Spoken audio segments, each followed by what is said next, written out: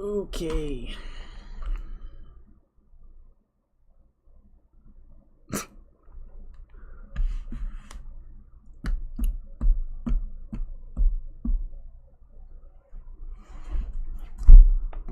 I'm gonna put on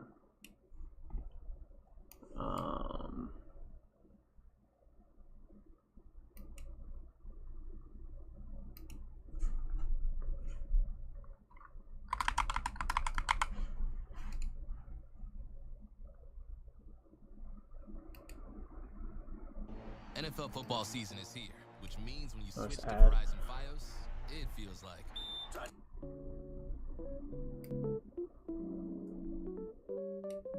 Alright, that's good. What is up with y'all?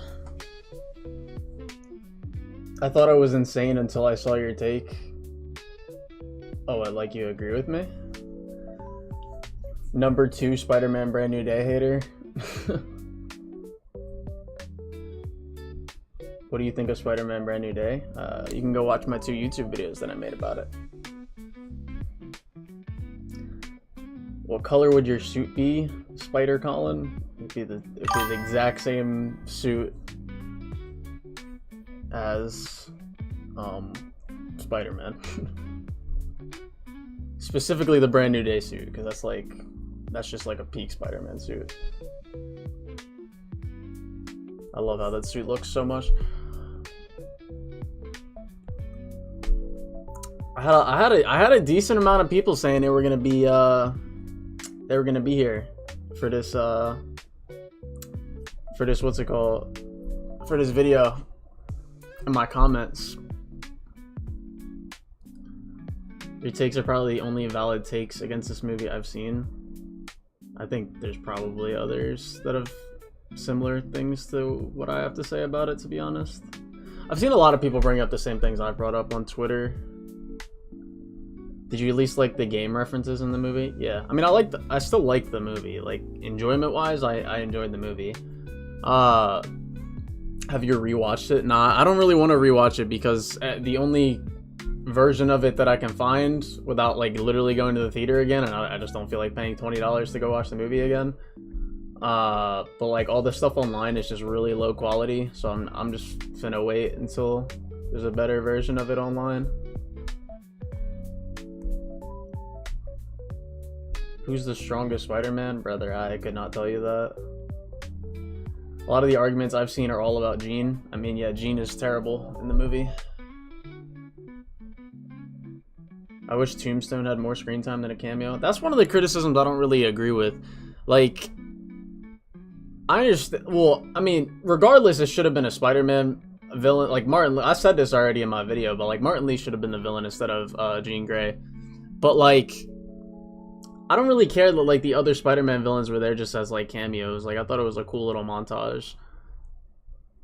And it's not like they couldn't use those villains again if they really wanted to.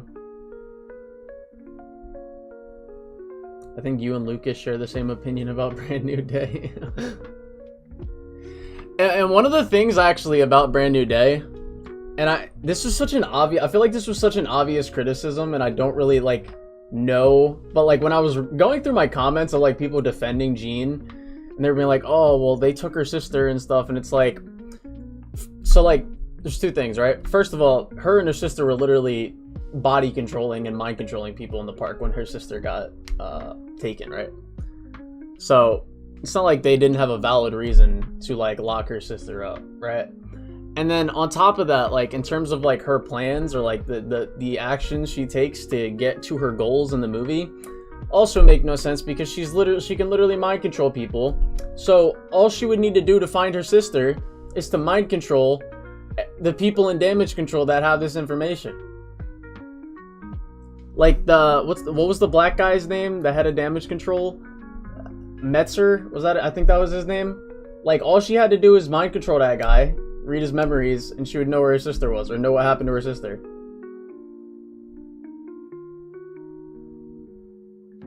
Like, her everything she does in the movie is pointless, and it's just she does a lot of fucked up shit for no reason.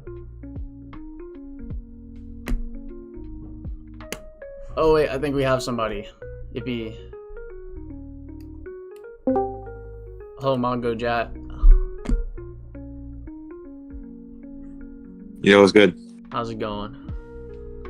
I'm chilling. How are you? I'm good. Wait, are you here for Disagreement Day, or are you just chilling in the Yeah. server? No, Disagreement Day. Okay. So what is your disagreement? You don't like Hulk, right? No. You think that it's out of character or something? Yeah, I think it's out of character for him to be lashing out and trying to kill Spider-Man. Okay, and you don't think that... Okay, would you at least grant that when he's in his savage form, he would act irrationally? No? No. Do you think that What Age is of it? Ultron... That wasn't him acting- that was him being mind controlled. Yeah, but it stated that something was broken within Banner's mind. Yeah, what was broken? It's just left vague. That she did I something to know. the point...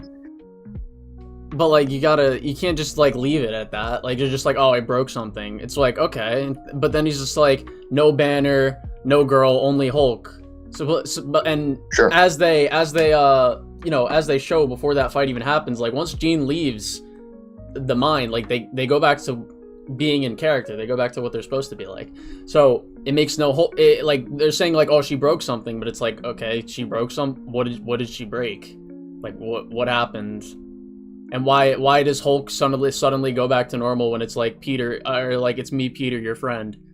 It's like he already knows this, and he knows like Spider-Man wasn't even doing anything wrong. He was just trying to help. So like it makes no sense, and it's out of character. I mean, you could say that it makes no sense, but I would just say that it's vague and that they've just dropped hints without sufficiently giving like absolute justification for why he would be enraged to that degree. And even when he was enraged in Age of Ultron under Wanda's influence or whatever, the moment he saw like destruction he was causing, he started to calm himself, and he only got mad when they pointed guns at him. Nah, he like came back to himself after like the same way the rest of the Avengers came back. Like they all just kind of like Wanda's like mind control or whatever the hell she was doing, just kind of faded off. What do you mean no? The context of after Tony sends him through that empty building, yeah, the scene pans to him looking around, taking in all the destruction he's caused. He starts to calm down a bit, and then once they start like pointing guns at him, he becomes enraged again, and the implication is that he's going to continue rampaging. But luckily, Tony catches him off guard and knocks him out. Okay. So like when he's acting irrationally, there can still be a way to get him back to his senses as established in Age of Ultron. So yeah, you can get him back to his senses, but like even in Age of Ultron, like all right, let's take like Black Widow pushing Bruce into that hole, for example. He doesn't just jump out of that hole and body slam Black Widow. Like he has autonomy over himself. He can control himself. He doesn't just geek out like that for no reason. It ebbs and flows. No, it doesn't. Yes, only it does. time it's ever there's two moments. flows. There's two moments, and it's when he's under the influence of Wanda and under the influence of the Mind Stone. That's the only time Hulk has ever lashed out for literally no reason. Okay, with regards to the Mind Stone, is it I haven't watched Avengers in a while. Is it directly stated that the Scepter was playing tricks on his mind? Huh? I haven't watched Avengers in a while, but is it directly stated that the Scepter was playing with his emotions? They make it blatantly clear that Loki was like doing something and he was fucking with them. That's why Captain America and all of them, and that's why he grabs the scepter to begin with. And it's like glowing in that scene when Bruce grabs it. It's like they're all acting out of character in that scene when they're all arguing with each other on the helicarrier. So yeah, it's pretty clear like the Mind Stone and Loki are like what's causing this. Okay, fine. I can grant that. I don't have a problem with that. I think that's the implication as well, from what I remember. But then if we just circle back to Brand New Day, I don't think there's any problem. I don't think there's much of a problem with him like regaining his senses. The problem is just how vague they are with his state of mind. Like, yeah, I could headcanon and say, cool, oh, it's been years he's been suppressed. And no, he he's hasn't. Just that's another thing. out. No, that argument doesn't work because he hasn't been suppressed. I said I could headcanon it, so Oh, well, I mean, I could give Well, yeah, headcanon is one thing. Like, if that's what you want to do, you could do that. But I'm talking about, like, objectively what the writing is for his character. Yeah, and the writing is that they said something was broken. Banner and the Hulk's mind, that they are linked. Like, that's like established. Hulk will come out to protect Banner, like when he tried to kill himself in his own movie, like The Incredible Hulk. Like, Banner can, or the Hulk can see like what's happening. They share a mind. They share the same memories. Like when Banner did Professor Hulk, that's a crossover between the two of them. The Hulk is just another personality, but they still share the same mind, right? In a sense, but I mean, Ragnarok explains that like the longer that he's Hulk, like there starts to become a disconnect, and Banner doesn't even remember anything that happened when he goes back to Banner form on that planet in Thor Ragnarok. So it's not necessarily like that. Yeah, not necessarily. That's true, but then. But what is the point you're trying to make with that? Like, I'm kind of confused. The point is that they share a mind. So if something is broken within Banner's mind, because like we have like two scenes panning to Jean where she's like mentally struggling, like controlling Professor Hulk, and then that's also reflected in him where he's like saying "get out," so on and so forth, and then it all builds up to him saying something is broken, something is wrong, which acts as like the springboard for Hulk to come out. If their minds are shared, they're like basically one and the same, they're just two separate personalities, then if something is broken within Banner, that serves as like a vague justification for Hulk to like freak out or whatever, or take his rage out on Spider-Man. I agree with you that it's vague and it could have been done better, but I don't think like they just didn't try at all. Doesn't make it's still bad though. That's the problem though. Like the vagueness of it is still bad because again, when you pre-establish, like it's like a domino effect. When you pre-establish that they're supposed to go back to normal, when the mind control is over, and then you're just like, oh well, something was broken. It's like, okay, you gotta do some work to explain like what was broken. Otherwise, regardless of them saying like something was broken, it's just like it comes across as him just acting out for no reason. And then again, when he like comes back to his senses or whatever, it's like, okay, but like he comes back to his senses by Peter saying what he said, but he already knew this information to begin with. And again, like he knew it, but but the Hulk can know things, Banner can know things, whatever. But if he's like reminded of that, and it's like forcing him to reflect on his actions, because he only really snaps out of it once he sees his reflection and understands but his actions that he took to begin with made no sense. Why is he attacking Spider? Like, what reason does he have to be attacking Spider-Man? He's just like mentally broken. Like that's it. So he's just mentally broken, and that's why he attacks Spider-Man. Yeah. Yeah, like again, like do you not see how the fuck was that? Do you not see how badly I agree with portrayed you it is? I agree with you that it's the vagueness doesn't help us understand Hulk and his motivation, since he's much more complex than that. But to say that they didn't try to justify him raging out, it's not true. Okay, sure, let's run with that. Let me do a hypothetical scenario. Let's say Spider-Man starts acting out on Scorpion, but there was no arachnid DNA thing in this movie, right? Like, because that's like kind of a parallel to Hulk. Like the arachnid DNA taking over is like Hulk taking over Banner in a way, kind of like that. Or like before they did a lot of work together.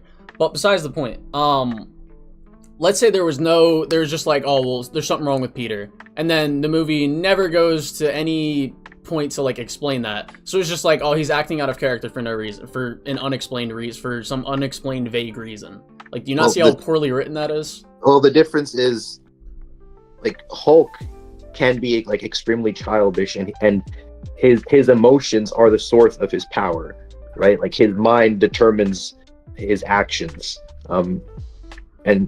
Comparing him to someone who's like typically like very rational. But Hulk has control over his emotions. Yes, he does. He does at times, like in Ragnarok, when he's so that just kind of falls on its face right off that basis, though. No.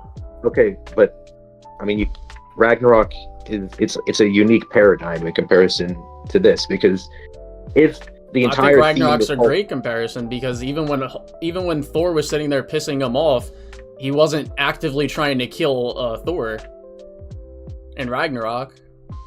no, but it's literally not the same though, because he Why? was at the helm for the longest. So then he can obviously create like a way to cope with his emotions and live his life. Like in Ragnarok, he's capable of forming entire sentences. It's at a much more advanced level than it was in Age of Ultron or in the first Avengers. Well, he doesn't really Like talk like that. he's clearly progressed by Well, comparison. yeah, I agree. And He sure, definitely, he definitely progressed in Ragnarok. then if he progressed mentally and had been Hulk for like I don't know, maybe 2 years, we don't know how much time really passes. It's vague. Enough time for him to have a son, like, but we don't know how long that lasted either. But either way, like he's much more Wait, what are you? stable there. I'm so confused. Wait, like, are you saying he was in Ragnarok for 2 years, or was it like 2 years since Ragnarok? No, I'm saying he was on Sakaar for 2 years, presumably. I guess. So that means he was Hulk for 2 years straight. I mean, we know that time works different on Sakaar. It's like stated like verbatim. Yeah, but we don't know. What's the point of bringing that up? The point of bringing it up is he's in a unique situation in Ragnarok because he's been Hulk for so long. He's advanced so much mentally. He's forming like coherent sentences, something he didn't do beforehand. So using that as a counter to him hulking out after the fact, I don't think it follows. Why doesn't it follow? If him and Banner were able to come to this agreement and become Professor Hulk together, like they mutually like become one together, you know. How do you know that the Hulk agreed to that? That was the point of that scene. What are you talking about? Me and the big guy worked it out. We put the brain and the bronze together. Like, that was the point of Professor Hulk. That's why they became Professor Hulk. That's like, what? No, I thought the point was he mastered gamma radiation to the point. No, he literally says verbatim, me and the big guy worked it out. There's no arguing against that. That's just what it is. Like, it's not even an interpretation. It's just the words he says. Okay, I'd have to rewatch that scene. I thought the implication was he sat in a gamma lab for 5 years, mastered the Hulk's power, but managed to get rid of the personality. That was never the implication, ever. That was never suppress his personality. That was never what happened. Okay, then the question is, if he figured everything out, why does he revert back to his human form? In Shang-Chi's post-credit scene, he has his inhibitor on.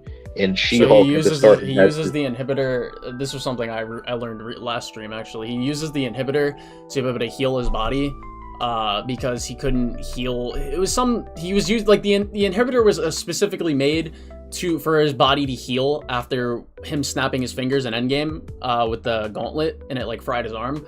So he used that to go back to Banner form, and I'm sure he uses Banner form like when he's teaching his class, for example, so it's less distracting.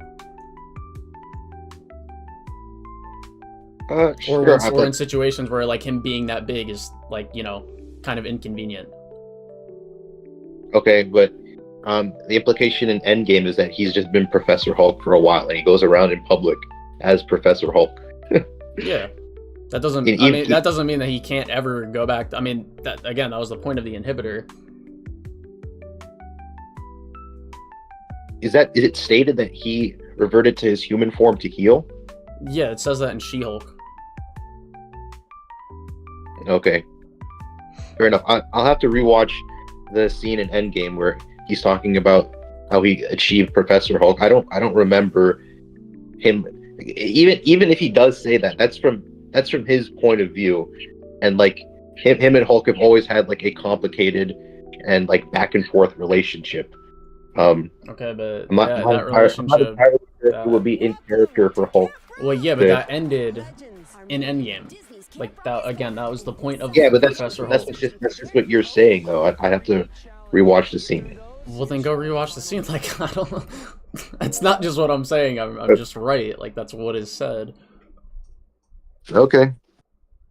Then, like, internally, though, in this movie, I'm pretty sure he says, "I have the inhibitor on to stop the raging monster. Yeah, I get, that's another thing that makes no sense. Yeah, that's another inconsistency, sure, Yeah. but like internally, there is like within the scope of the movie itself, it's internally consistent. Within the scope of the movie, this isn't just this is essentially a sequel slash spin-off thing in a broader universe, so that doesn't work to defend the writing of the movie. If you want to look at it as a self-contained story and forget that the rest of the MCU exists, more No, power to you. I'm not doing that. But there are internal critiques and there are cinematic universe critiques in terms of how it fits into What? That makes no sense. That's like saying you can't criticize a sequel for a movie because it's inconsistent from the movie that it's a sequel to. I never said that you can't. When did I say that you can't? But that's the comparison. That's what do you mean that's not where you're saying you can't? You're saying there's a difference, and I'm saying no, there's no real difference. I think that there is a relevant difference because when you make analysis or critiques on movies, even if they're in a cinematic universe, first and foremost, you're dealing with what the movie establishes, the themes, the character threads, so on and so forth. And then I'm not saying that it's not as important. Not as important. It is just as important. You look at what has been established within the universe. So I know that it's like a bare minimum that it's internally consistent, and I've seen people criticize its internal consistency, but at the minimum, you can say that's fine, but it doesn't fall in line with what was established previously in Endgame, allegedly. That's all I'm saying. I'm not saying one is more important than the other. They're just as important. You want to be internally and externally consistent. Okay. Yeah, they're equally important. I'm not downplaying one to favor the other. I mean, I get what you're saying. I'm just saying the criticism would still stand. Okay, I'm not saying it wouldn't, and I'm not saying that the vagueness of his mind being broken isn't a bad thing. I'm just saying that they did put in some justification. I agree, but it's a bad. It's just a poorly written. No, I get what you're saying. I get what you're saying. I'm just saying it's a poorly written justification, which is where my issue lies. Okay, but not necessarily from you, but from others like Mahler or I don't know. I haven't watched Mahler. I'm sure he has like a 10-hour live stream about the movie. Okay. And then I guess you also have since we've covered the relevant things with Hulk, you have a problem with Jean as well? Yeah. And I guess Punisher as well. Yeah. Okay, which is more important to you? Punisher, because I like Punisher's character more, but Jean is also a pretty big focus in the movie.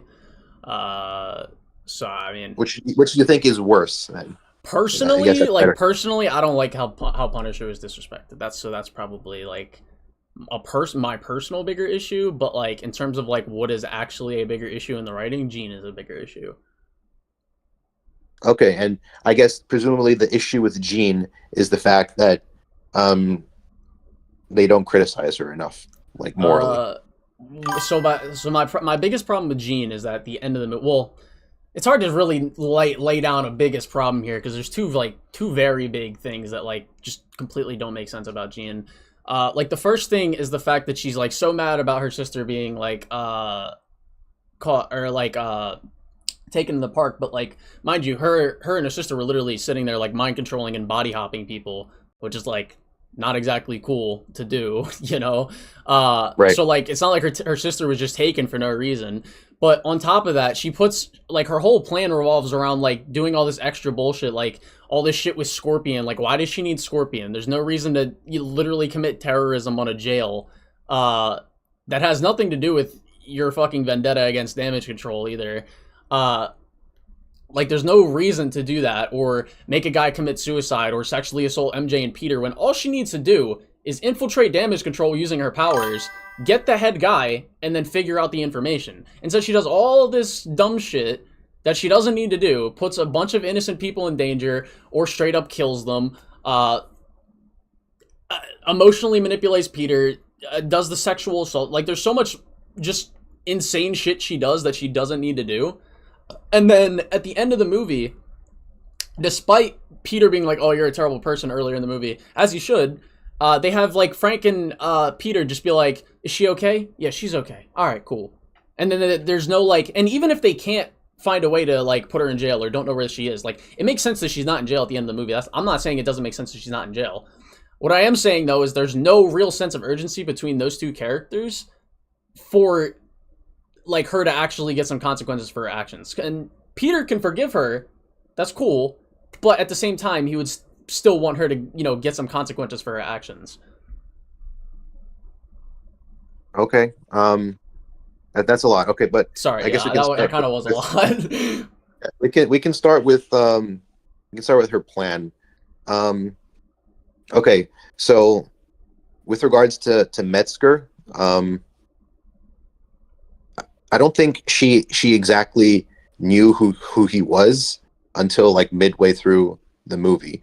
And at that point, he was camping in the damage control facility. And to get into the damage control facility, they have a scanner, so they'd be able to tell if she was manipulating someone, which is why she uses Banner to just barge her way in and like get the information out of him by force. And then for another thing, she's clearly like a terrorist and like a bit sadistic because she goes out of her way to like emotionally manipulate and torture Peter.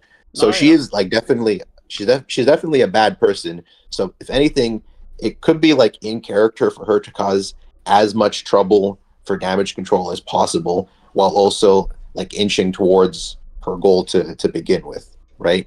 No, I agree, but that's not really how the movie wants you to think about it. Because like again, the ending wouldn't play out like that if that's really how they wanted you to think about the character. Because the whole point of them showing this backstory for like is to like get you to understand why she's doing what she's doing. Yeah. Okay, I don't want to go into that just yet. Yeah, just because it wants us to understand, it doesn't mean that she's entirely acquitted. There are still going to be lasting repercussions from this movie, both for Peter and her. For Peter, it's because he introduced a universal inhibitor, which is obviously going to tie into the X-Men and their future story. And then for Jean, she's the first like mutant that we've seen in the MCU. And what does she do? She goes around committing terrorism, which is going to effectively build a case against the mutants and is going to oppress them. That's like key to the X-Men stories, that they're oppressed, that they need to find a way to coexist or like take care of themselves, which that's like the whole point of Xavier's school for gifted children. So like there will be lasting consequences. Her redemption isn't limited to this movie. No, I'm not saying it is. I'm saying how they. So let's say what happened. I know that you're not saying it's just limited to this movie, but the point of this movie is that she's taking steps in the right direction, right? And what, like by the ending, is that what you're saying? By the ending, she has all the like, if anyone is justified to die, it's Metzger. I'm not saying she's in the wrong for. I'm not saying like it doesn't make sense for her to do that. My point about but she changes by not killing Metzger, even though that's the one person she has justification to kill. I agree, but like that's has everyone within a 1 kilometer radius within her sights, and she could have killed them, but she doesn't. And then she also saves the person who she went out of her way to torment throughout the movie. So she's changed, and it's Peter's intuition and his belief that she can do better just on her terms, because he did better on his terms as well. Sure, he didn't do nearly as many bad things as her. He didn't do anything close to what she. All right, so that's a weird point to say. That's the point of the movie, because if he's capable of change, so is she. That's like right. You can be capable of change and still. And she shows that she's changed. I agree. She showed that she's taking steps in the right direction. I'm not saying that she's not, but also, you look at. Let's use Insomniac Spider-Man for example. I'm sure. Like, do you think Peter doesn't see change in Martin Lee at the end of Spider-Man 2? Yeah, he sees some, I think. Right. Does he want him to just go back on the streets or have no worry that he's still out there? Or Sandman? Or Lizard? Or any of the Second Chances themes villains that they do in that game? No. So my point isn't about her literally getting, repercussion for her actions. My point because again, I think it makes sense that she's not in jail at the end of the movie. But my point is that there's no sense of urgency that Peter feels like, we need to go out there, look for her, da da da da da. Like, there's just no sense of urgency. It's just like, oh, is she okay? Cool. All right, it's fine. And then Punisher is what, like, it makes zero sense for Punisher to just be like, cool that she's still out there. Okay, so with regards, I want to bring up this example. Have you watched Naruto? No. No? Okay. But if you watch, okay, no, Star Wars is a bad example because Vader dies. But if we just keep it limited to this movie, the problems that she had and her tendency to kill, it's basically like been like resolved from Peter's point of view, and like he can like see through her basically, and he sees that she's changed. So in terms of like a credible threat for what she may do, I don't think that the implication is that it exists. And I'm going to trust Peter Parker on his intuition over someone's capability to do good, or at least to not do bad. You can bring up Insomniac Spider-Man. That's fine. These are different characters. They're not, well, not necessarily, because they still have the same morals.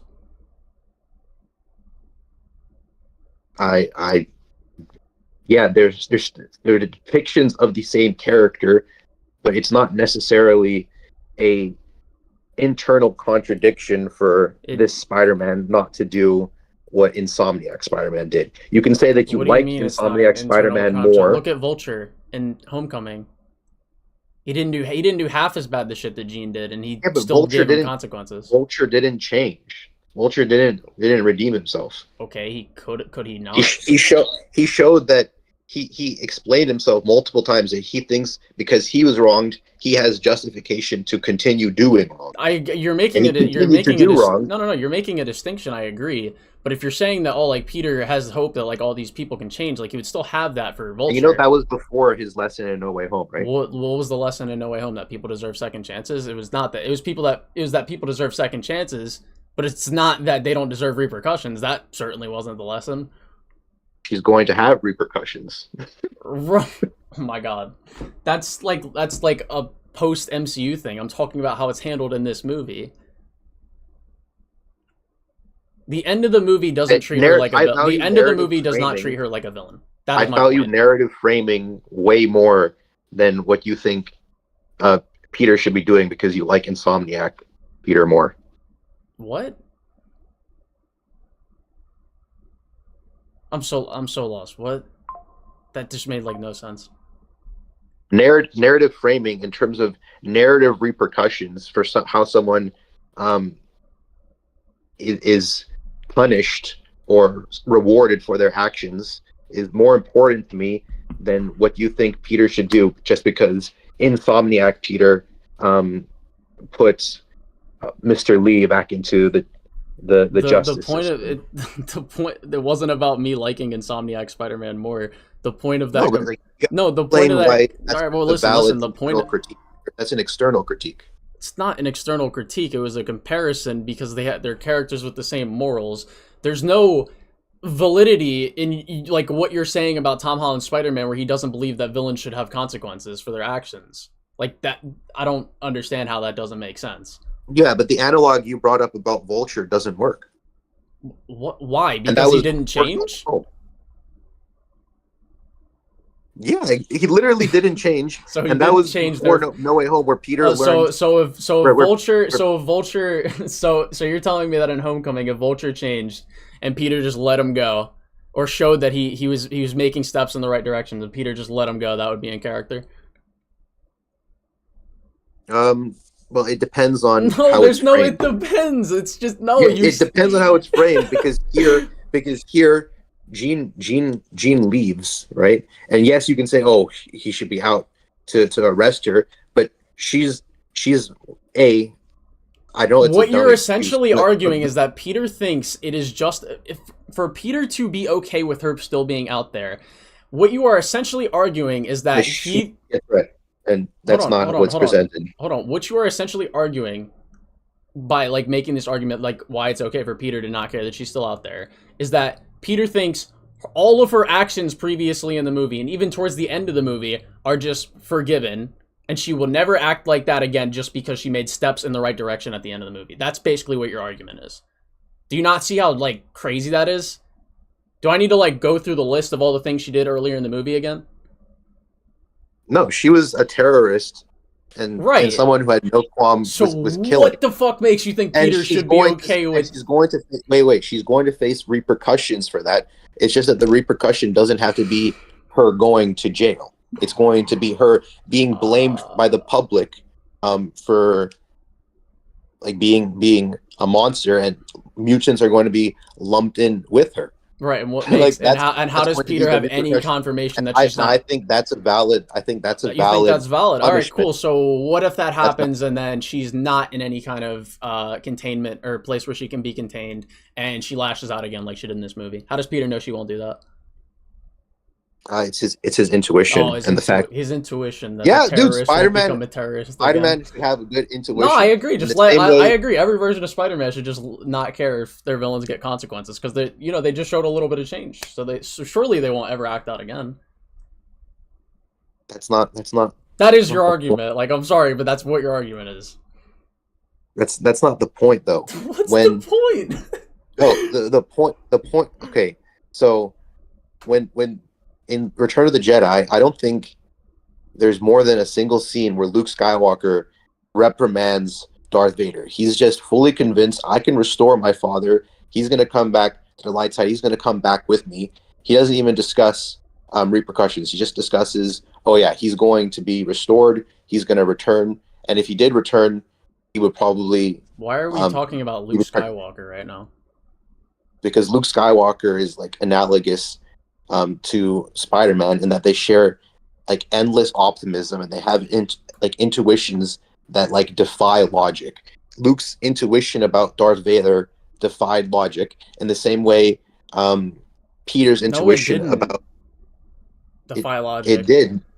The way the Force works is completely different. Luke literally sensed an internal conflict through the Force in his father, which is why he had faith. There's no the Force in the Marvel universe. Okay, you can say that. That's fine, but then do you unironically think that if Darth Vader didn't die in the end? Hold on, no. Do you honestly think that if at the end of Return of the Jedi, if Darth Vader didn't die, that you think everybody would just be okay and Luke would be just cool with like let's say the rebels wanted to put him in jail, obviously for very valid reasons. Do you think Luke could just be like, nah, and like fight to keep him out? I don't think Luke would necessarily fight against it, but I think Luke wouldn't necessarily push to put him in jail. Okay, well, unfortunately, we don't exactly see that because Darth Vader fucking dies. But my point. But his main goal. Well, the reason I'm pointing like the reason I think this is a stupid comparison is that like Luke's goal was to get his father to change, but that doesn't imply that he wouldn't want to give him consequences for his actions. No, but the point I was drawing was about his intuition and his endless optimism. Those are two separate things, though. No, but that ties into my point about Peter's intuition and his optimism with regards to Jean. Which, again, is my point of bringing up Insomniac Spider-Man, because Insomniac Spider-Man has the exact same intuition, the exact same faith in people, and yet he still understands that their villains need to be put behind bars. Even if they show signs of change. He understands that they need some form of repercussion, sure. But again, this Peter Parker is not the same as Insomniac Peter Parker. Yeah, and this Peter Parker isn't the same as Luke Skywalker, yet you thought that was a valid comparison, right? I'm saying just because a hero puts a lot of stock and faith into someone that they've seen who's changed doesn't mean that it's a bad thing. When Naruto redeemed Sasuke and said about Naruto, so I'm just not gonna follow that. I'm not gonna lie. Okay, but basically Naruto sees his friend who committed like genuine terrorism and wanted to subjugate the entire world. He busted his friend out of jail or fought for his friend to go out of jail and roam the earth so that his friend could redeem himself. There are heroes who just do this shit where they have an intuition and optimism that the person that they've helped redeemed will do better, and Jean will be punished in the future through narrative consequences. I can agree that it wouldn't necessarily be a bad thing if Peter said, "Oh, well, maybe she should go to jail," but there are problems with that because he's come to face an organization that's actively like suppressed mutants and worked against them and literally tortured them. He's now been made aware of that, which is why he tells her to run away. Like, just because he doesn't say one line about, oh, she needs to go to jail, it doesn't mean that his efforts were bad. And it doesn't mean that the movie mistreated Jean. So I'm just going to repeat this because you just kind of repeated the exact same argument you've made like 3 fucking times. He, at the end of the movie, there's not a care given off at all that Jean is still out there. That is a problem. Why is it a problem? Because of all the things Jean did earlier in the movie. Regardless of if he thinks that she can change, he has no confirmation that she will never lash out like this again. So the fact that he's just all willy-nilly about the fact that she's still out there makes no sense. Regardless of his intuition, regardless of his faith in people, he would still be worried and want her to be able to face consequences for her actions. I just explained like the government angle as well, though. Okay, because that's cool. He trusted damage control. And that would go back to my other argument. Okay, cool. That would go back to my other argument, right? That I said it makes sense that she's not there because it would be hard to contain her. But Peter does also have people that he can trust, right? Like surely, like he has the sorcerers. He knows the sorcerers. Do you think the sorcerers wouldn't be able to contain Jean Grey? Especially if Peter upgraded his inhibitor? Do you think that the sorcerers would actually be a great place for Jean Grey to go and become a better person? Yeah, that's true. But then it's also like dependent on the person, because the point with Peter is the reason why he was able to restore himself is because Peter wasn't a fucking terrorist that sexually assaulted people and made people kill themselves. No, but Peter tried to murder someone. What are you talking about? Peter was being infected by... Peter was literally not fully conscious when he was doing those things. Jean was fully conscious of her actions. He tried to murder Goblin in No Way Home. He tried to murder... That was completely justified. I was just about to get to that. You can say that it's justified, but it's not something that someone of his character would do, and it was the wrong thing to do, which is what Toby tells him. Toby was there for him, even though he felt alone. He was there for Jean when she felt alone. He's there to support her and help her, and that's not suddenly going to disappear just because he wasn't adamant about her location. He can help her change, but most importantly, she needs to change herself. When he changed, I agree with, but you're helping my point. I just think that there's like enough justification there that she doesn't need to be. I believe that people can listen. Even like personally, I've done things that I'm not too proud of. I don't believe I'm the same person as I was 2 or 3 years ago. Do you? Right? Like I think we all have an element of like, you know, people can change, but that's not really like the point. Like in terms of accountability and repercussions, all of that is going to come. She needs to hold herself accountable. Peter is there. Okay, the future repercussions. The future repercussions has no impact on this movie. Genuinely, I don't know why you keep bringing that up because this movie is just a step towards what's going to come in the future. Not only in terms of her redemption. That is irrelevant. Why is that relevant? It's because you brought up previously. That is completely irrelevant to how Peter acts about her still being out there at the end of this movie. You have to judge the MCU holistically. No, you don't. Oh my god, stop. Yes, you literally said. Okay, stop. You need to look at the MCU in its entirety. Listen, I agree. I agree, but you're missing the point that I'm making. The end of this movie does not change at all how Peter is reactive to the fact that Jean is still out there. Does not change by future projects coming out and giving Jean repercussions. Even if Peter in the next project is like, we need to go out there and get Jean, that doesn't change how it was handled in this movie, right? Like, if there's a problem in let's say Spider-Man 2, and then Spider-Man 3 comes in and makes up something for why that problem existed, that doesn't erase the problem in Spider-Man 2. The problem is still there in Spider-Man 2. It's just Spider-Man 3 then had to go back and try and fix the issue that movie created. Okay, well, I disagree with that because there are degrees of problems that future projects can clarify, which makes things work Future in problem, retrospect. yeah, but the problem, Yeah, but the thing is, you can look at it like that, but that problem had to be fixed because of an issue that came before. But in terms of how we restore people and how we redeem them, it God, ebbs and flows from person to person, and the only person that she has right now is Peter Parker. He's not suddenly going to stop supporting her. Well, he can't support her. He can't support her. He doesn't even care to find out where she is. So how's he going to support her? How's he going to make sure she's okay? But the point is that the intention is there, and the intention is not going. Where's the intention? Because he seems to not give a fuck. He just cares if she's okay. But in that moment, what's important is ensuring that she's not in Damage Control's hand. Would it have been nice? I agree, but you also need to add more to that. It would have been nice if he inquired further so that he can support her personally. But the point... He doesn't even do that. But the additional point is that change, it comes from within. I agree. And now, what does that have to do? That has nothing to... Man. The framing is she's alone. Dude, I'm sorry. Change is going, okay, whatever. Like No, I'm sorry. We're just had going... an impact. No, I've made my point clear multiple times. You just keep repeating the same argument.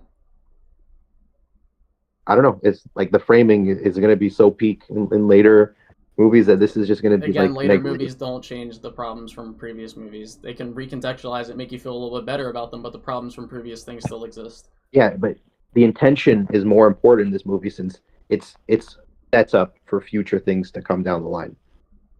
And I agree with you that it would have been okay. Fine. I will to end this off. I will agree with you that it would have been nice, and I would have no problems if Peter inquired further about her location. But as it stands, with him ensuring that she's okay and that he's going to be there for her, I'm fine with that.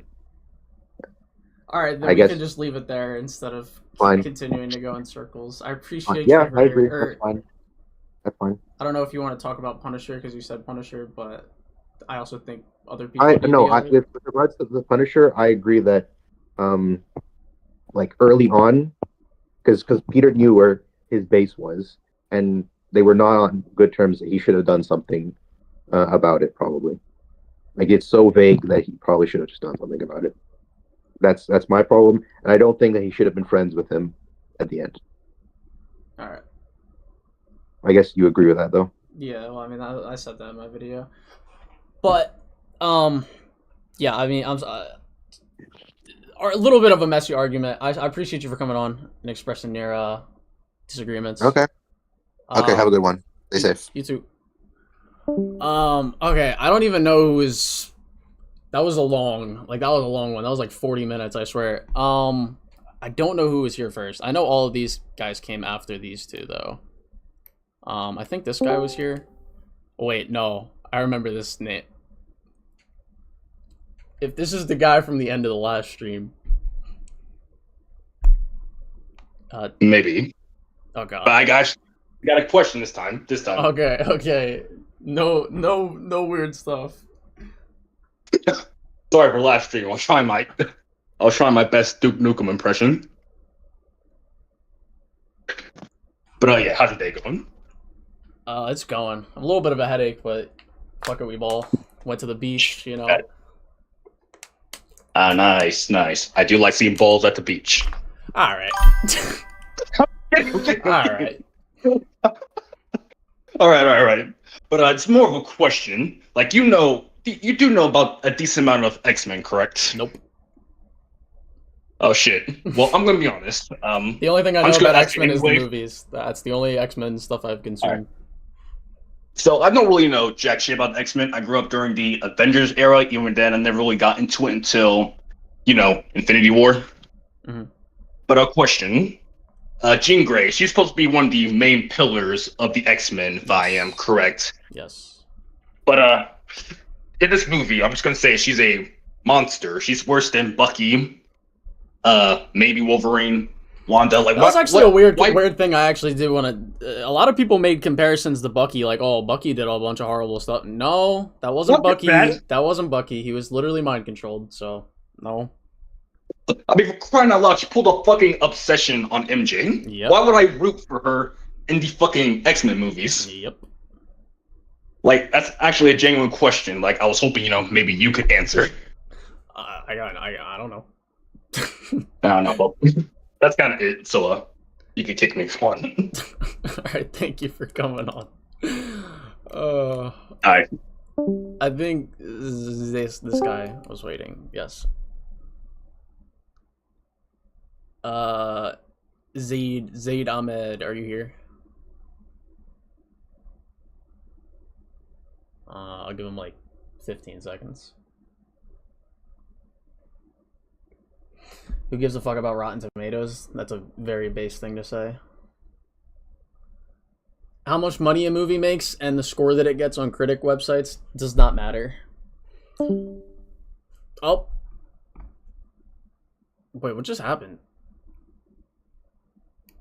Alright, Sir Lame. This was the, I think he was here first. Hello, Sir Lame. Yo, log ones, 2 hours, 2 weeks. Wait, what? 2 hours, 2 weeks. So nice. Your, like, mic is, like, hella muffled. Yeah, I'm at work right now. Wait, weren't you here last stream, bro? No, I wasn't here. This is my first time being here. You're the second guy that's called in when you're on work. Hey, man. I will say though, you do know me. You know of me. I was in one of your streams during the state of play reaction. Oh, okay. I was like, I thought you were black. Can you do blackface? That was me. Okay. Yeah, no, we got history already, you know. But got history. All right. What's your disagreement? I don't really know. Give me something that you think. You don't know. Because I didn't watch it. I'm not gonna lie. I saw the caption for your video. I got a little tight that you said it was like disappointment, so I didn't watch it. So give me like something. Okay. I hate doing this, just repeating everything. So I think Hulk. Oh, I'm so sorry, Colin. Why you say it like that? That was a little. No, I'm just saying. No, that was really genuine. That was a genuine. No. So I think Hulk is out of character. I think Jean does a lot of dumb shit that doesn't make sense, and she's really hard to sympathize with because of her actions. Peter's out of character at multiple points. Yelena is out of character and poorly written. What else? I'm trying to think. Oh, what was your Punisher stuff? I know you had the person talking about. All right, well, I'll say the Punisher. Like, the Punisher stuff was... My problems with Punisher were... What's it called? He's out of character for how he acts during the chase. He's putting innocent people in danger, shooting his grenade launcher near crowds of people. That is not Punisher. Punisher would never do that. He's also shooting at Spider-Man while Spider-Man's actively trying to stop the truck. The tank. Yeah, the tank thing. And he's out of character there. And then I don't like his inclusion in the movie, or him and Peter's interactions either, which I guess would just be more on like Peter's part. It is more of a problem with Peter than it is on Punisher. But the other thing with Punisher being out of character was how he reacts to Peter asking him for help with MJ, because he literally it wouldn't even be a second thought to see a young girl in trouble and Punisher would help. Instead, he's just like trying to find an excuse like not to help. He's like, "Oh, get the fuck out of here," blah blah blah. That's out of character. And then the end of the movie where he's just like in the same boat as Peter about not caring about the fact that Jean's still out there, even though Punisher should be like, "Yeah, this is a literal terrorist." Like, it makes no sense why Punisher still wouldn't want her dead. Yeah, so I kind of agree with you on everything. All right. I don't know. You got some more stuff or not? So Jean Grey's plan in the beginning makes sense. Actually, I should have said that with the last guy, but he was like, so her plan. Her plan, so like all she would need to do, and they say it earlier in the movie, that like she was already infiltrating damage control and like looking at stuff on their computers and stuff. So, like, all she would really need to do is keep body hopping and reading the memories from people inside damage control, but instead she does all this extra stuff and puts a bunch of innocent lives in danger for no reason. She obviously emotionally manipulates Peter in, like, one of the most crazy ways you could possibly do to somebody, and then she tries to make MJ kill herself. She literally makes a guy commit suicide as well, like an old guy, and the problem with all that is, like, by the end of the movie, they have the two prominent characters just be like, is she okay? All right, cool. And then they just don't question, like, you know, try to get any more information about where she is, how to give her consequences for her actions, anything like that. So the movie doesn't really, like, treat her as the villain that she is, or they're supposed to keep treating her by the end of the movie. Yeah, I kind of agree with everything. Dude, don't kick me. I think you need to watch my video and find something you disagree with and then come back. Bro, that's so much work, bro. You just don't want to work. I don't know, man. Because I'm trying to think. With the Peter thing, how do you explain like some parts you think how Peter is like not like acting like Peter? Specifically with Jean? With Jean, oh yeah. Yeah, Like, that was kind of. I think with the last person, not the second to last, the one talking about fucking Naruto and Luke Skywalker and shit. I think what he was like. I don't know if you think this, but I think Tom Holland's Peter Parker like selfish. Do you think that or not? I can't really think of anything he does that's particularly selfish. I think it's like, because the way I look at it, like in Homecoming, right? He was like frustrated and mad and annoyed at like Happy and Tony for not giving him stuff to do. He was like I think he wants to in Homecoming he wanted to try really hard to be a hero and be like noticed and be thanked and stuff. I don't really think that's selfish though. Like, even like him asking Happy and like trying to get all these things to do to be more of a hero, that was to prove himself that he can be more than just a street hero and actually join the Avengers. But that's an inherently selfless goal to become one of the Avengers. Yeah, I think it's like one of those things because I like to make my friends like D&D kind of stuff. I like to make characters, and I've done the same thing where it's like selfishness, like masked in selflessness. So it's like the character is selfish because they're doing things. So you're saying he's only doing things just to get something he wants? No, I don't think I think he does that. I think he does genuinely like. You know, helping people and, you know, keeping people safe. I think it's his nature. It's Peter Parker's his nature. But I think with Tom Holland specifically, I think he also has a bit of like selfishness inherent in him. Like he does these things. I mean, not because really. he. Like, I just don't really like. The only thing you really said that was like, I guess where you can get the selfishness from is like, yeah, he's like pushing to do more Spider-Man stuff just to be an Avenger, but still. He's not really he would still be doing that regardless. He's just working harder to get to a bigger goal. Yeah, I can see that. And in No Way Home, not No Way Home, Brand New Day. Like the only really, I guess, example in Brand New Day would be I can't think of a single selfish thing that he does in Brand New Day. The only thing is when the dude gets mind controlled and he's backing up into a car and he's looking at him. Like I think at that moment he doesn't do anything to save that guy. I don't think that's I don't think that's him being selfish. I think that was him just being out of character, just period.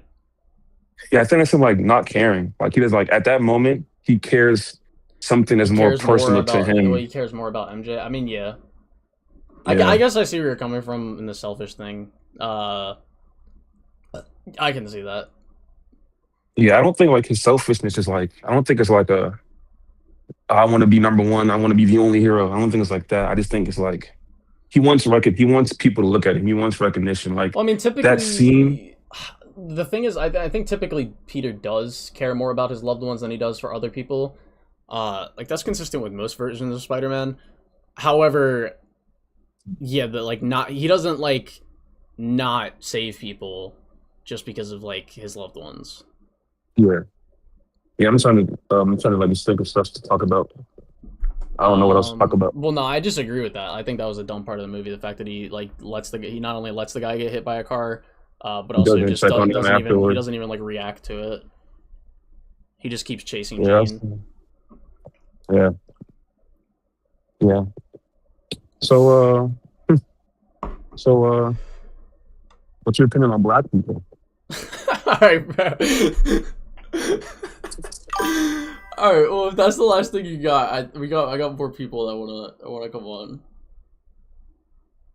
I'm not hearing an answer, Colin. I'm not hearing an answer. What do you want me to say? They're terrible. Shit, fuck it. You said it, not me. You're getting clipped. You're on TikTok. You're on Twitter. You're done for. All right, chat. I'm better send that clip to that. I'm about to send that clip to that black lady you talked about. The black. All right. You're done for. All right. Well, thank you for coming on, Sir Lame. Good luck at work. 2 R's, 2 E's. Don't forget it. Wait, what? 2 R's, 2 E's. Sire Lemmy. No, it's Sir Lame, 2 R's, 2 E's. That's the full name. You gotta pronounce it. All right, my fault. All right, thank you for coming on. This guy's unmuted now. Are you here now? Hello? Hey, hi. Hello. Hello. What's your disagreement? Yeah, I got two disagreements about your Jean Grey point and about the Hulk. Okay, Yeah. which one do you want to start with? Let's begin with Jean Grey. Let's begin with Jean Grey now. Look, I think Jean Grey is a great character. Okay. I think she's a great character. She did bad things. She did poor things, not sadistic, not like a sadistic. That's What? like exaggeration from my like not a sadistic villain. She's like not like a sadistic villain, like as people complain about her.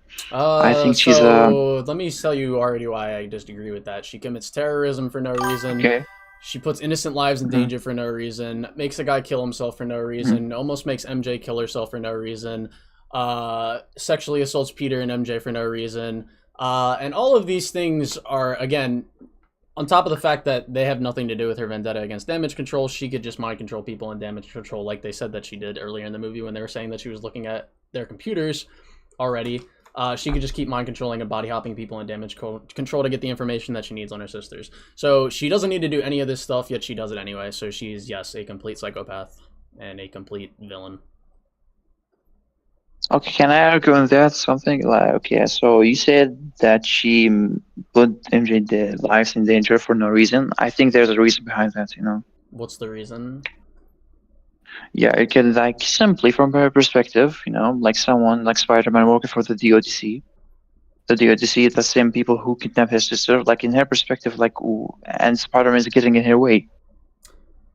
He's getting in their way. Like she is. Look, you can make the argument that she used Scorpion as a tank. Like, yeah, you could say, like, yeah, she could didn't have. even need to use Scorpion. She didn't even need to use Scorpion. Her breaking Scorpion out of prison literally makes no sense. What does she need him for? To be honest, it makes sense from the perspective, like, yeah, you need some like a kind of a tank to enter the DOTC Yeah, and he wasn't threaten them attacking the for DODC. He was information. attacking some random thing for, or he was For a VMAX. Huh? For VMAX. Yeah, yeah. Like she was looking for VMAX. Again, she doesn't need to do any of that. There's nothing stopping her from mind controlling the people in damage control and doing that anyway. She doesn't need to put innocent people in danger for that. She didn't need to break. Yeah, I Scorpion mean, to be honest. And again, could she not have just explained what damage control is doing to Spider-Man? What damage control does she not have asked Spider-Man to be for honest, yeah. Why would she ask for help? Like, why would she ask? Like, she was like she is like, literally she sees. In her perspective, he's working with them. He was working with them. Like she's not like, trusting anyone. Like in her perspective, he's working. Like he literally helps the DOTC for catching her. Literally, and and in her perspective, like he's getting in their way. Like she literally tells him, like, stay out of my way. Like she wants him. Literally, like stay out of my way for that reason. Yep. And to be honest, like I think that was a great scene. I don't know why she would think she's working with damage control. She's not actively working with damage control. He goes to damage control one time. Yeah, okay, for assistance. And Like how do we even know that she Metzger know that he assists did him. that? Yeah, and Metzger assists him. And Metzger like offers him ask for his help. Like he's the Yeah. only one who can sense her And there's interaction. nowhere in the Oh, movie that says Jean even knows that Spider-Man went to that or went to damage control. No, he knows. She knows actually. Okay, where? But in her perspective, like in her perspective, yeah, it's in her perspective. Like he was working with the DODC. Like he handed Why? them. Where did she get that perspective from? No, there was a scene in the movie about that. Where was that before? Even with the Hulk, even when she Okay, all right. Well, regardless, let's say she let's run with that, and let's say she does think that. What there again? Okay. Her Yeah, again, because like she just keeps saying, "Why do you keep getting in my way? I'm gonna do blah blah blah." Like that's why she does it. But again, Yes. she doesn't like Spider-Man would never. The only reason Spider-Man is getting in her way is because she's putting innocent people in danger and literally terrorizing. And the city. he says that. Huh? And he says that to her. He states that to her. Like your point was like, yeah, she doesn't held accountable for like her actions. He stated that. No, I agree. He does that earlier in the says movie. her No, face. my point about not holding her accountable Yes. was the end of the movie, not because he like switches up. Like, because in the midway point of the movie, after Yes. she does what she does with MJ, he's like, you're a horrible person, like you're a monster, and it's like, yeah, tell her, because you're right, she is. But fucking, like, back to what I was saying, like running with your point, like, oh, she thinks she's working with damage control. It's like she doesn't even say like if she really thinks that, then where is this like? Where's my sister? Blah blah blah. Like if she thinks he's like actively intertwined with damage control, then like surely she'd be questioning him on like her sister or things like that. But no, she's like her main point is like you just keep getting in my way. When all she would need to when again, the only reason Spider-Man is getting in her way is because she's doing unnecessary things to get to her goal that she doesn't need to do. Yes. And also, she could still be like, yeah, Spider-Man, this is what damage control is doing. This is who you're working for. Like, are you cool with that, Spider-Man? Like, there's so many things she could have done to not do what she does in the movie. Okay, maybe for the point of that, I can counter it with like, yeah, she did. She was. No, about your point, there's a lot of points. Now, for your point about like Jean Grey, yeah, Jean Grey being held like doing a lot of things that she doesn't need to do. To be honest, I could say that she about her plans and being a child. Okay, she's being a teenager. To be honest, like even in the chase, I would say like who's like any villain says that the plan says straightly to the Spider-Man that she's going to chase. Like why not go to her? Like if she want to hurt like MJ, she could have done that without his knowing. You know, without his known. Like she says straightly to his face. You know that she will chase MJ. Like she goes. Like I have never seen any villain does that at all. You know. But to me, I'm so confused. Like, what you've said so much, and I still don't know what your point is. Like, what's the point you're making? Sorry, I mean, the point I'm making that she is a teenager in her perspective. Like, she's angry. Okay, she's angry. She's abandoned by her mother. Okay, she's abandoned by her mother. We have like she has no one. Kidnapped by her sister. Like, she has no Professor X. Like, this is the point I could argue with it. Like, that could make sense why she is like acting that way. You know, like the point is like Professor X acts like a moral compass for the mutants and the X-Men. You know, Yeah. the X-Men, he acts like a moral compass for the mutants. Jean Grey not meeting him before could make sense why she acts this way, and she needs like You're literally this guidance. you're pulling from external material to justify what happens in this movie. Yeah, okay, just external material, but you're saying right now that yeah, I mean, my point there of like mentioning Professor X is that to help. Sorry, I'm just like at lost. My point of mentioning Professor X is that is that he wasn't meant to be the one to guide her. She has none. I don't think you need guidance to understand that sexual assault, murder, body hopping, and putting innocent people in your who did perspective, nothing that's in wrong your in perspective. danger is not morally In your ethical. perspective. Yes, right. Yeah, I know. I understand. In your perspective, in her No, perspective, she not in doesn't my have perspective. that guidance. From her Like he has perspective, what do Anme, you like mean she Peter has doesn't have Anme. guidance? Like Peter has Anme. Okay, Peter has Anme for the moral compass. She doesn't have that. Like that's why I mentioned Professor X. Like people say, like, yeah, she's a hero. How she does that? Like, yeah, you can say that for the case. Like, if she was under the wing of Professor X, like Okay, so let's he say was there the was an moral orphan, compass. and let's Right say now, there was an orphan in real life that did the things that Jean Grey does, just okay, without the superpowers. he would do worse. Huh? He would do worse. Like, believe me, he would do like worse than that. Like, I mean, people Sure. complain I about don't like think we have a lot of. I don't think there's a lot of orphans that grow up to be Jean Grey in the real world, and even the they have people been that do grow up to be alcoholics. bad people. What? There have been people in my life that have seen alcoholics like from teen orphans, I didn't know had issues alcohol. with I didn't their know like. being addicted to alcohol was comparable to what Jean Grey does. That's Yes, I mean the interesting. addiction sometimes can be the source of like the addiction by itself in psychology can be the source of like something of a childhood trauma, like addiction by itself. What does Like that people have to don't do know with her that. actions? What addiction? Like, why are we talking about addiction? Yeah. Okay, I mean you mentioned the point of like, yeah, let's compare that to real life. Like if someone in real life orphan No, yeah, but could you said that she this does these orphan. things, and it's okay, Okay, and it makes sense, and it's justifiable it's for okay her to for a become a child, villain. for a teenager who's lost. A Yeah, teenager for a who's lost. teenager who is It doesn't lost. matter if she. First of all, I don't even know if she's exactly a teenager specifically. I'm pretty sure she's like probably closer to 18 or 19. I mean, technically that's still a teenager, but you're an adult at that Fine. point. 18, 19. Okay. So abandoned by her mother. Okay, so let's say abandoned by her mother, not having anyone, kidnapped by her sister, and I would say that she has a pain. She has like pain to express about it. Okay, I would say You're that she has trying pain. to My justify point, her. You're trying to justify her morals and why she does what she does off not the her fact morals. that. I don't deny. Look. I don't deny the actions. I don't deny the actions. Peter calls her out for that. Okay, Peter calls her out. He tells her that what you're doing is dangerous. She literally tells him through that mind controlled person, the black person. I remember that. Yeah, she tells him like you work with the people you don't know who you're working with. Like that's my point. I remember right now. Like she knows he was working with the DC. She goes to his apartment. She acts like this antagonist. Okay, don't deny the actions. I don't deny the actions. To say that she killed that old man, the old man's still alive in the credits. Okay, he's still alive in the credits. Okay, there's no one till now confirmed to be killed. But the point is, like, Who's alive in the I don't credits? deny the I'm actions. confused. What? The old man who was hit by the car. Okay. Yeah, he was alive in the credits. Like they showed him alive and well. I don't Yeah. remember that in the end credit scene. Yeah. I mean, the Twitter pointed that out.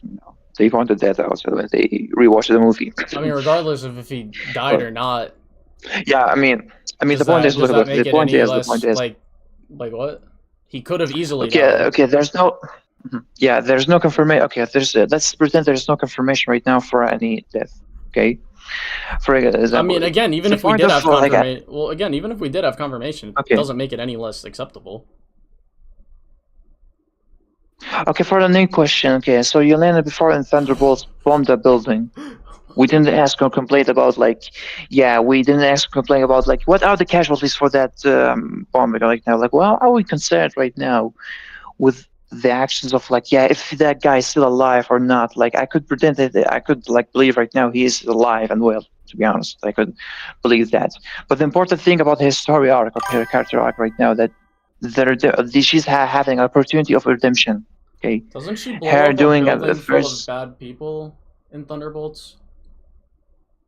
No, there was no one in the building. But about like, let's say the So there was casualties of like nobody. the No, building you're blowing talking up. about the beginning of the movie, right? Yes, yeah, Yeah, she was going after. and also bad people.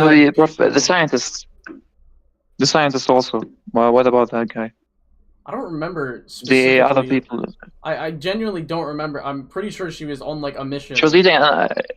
for people. Yes, who she were was on doing bad eating an stuff. ice cream.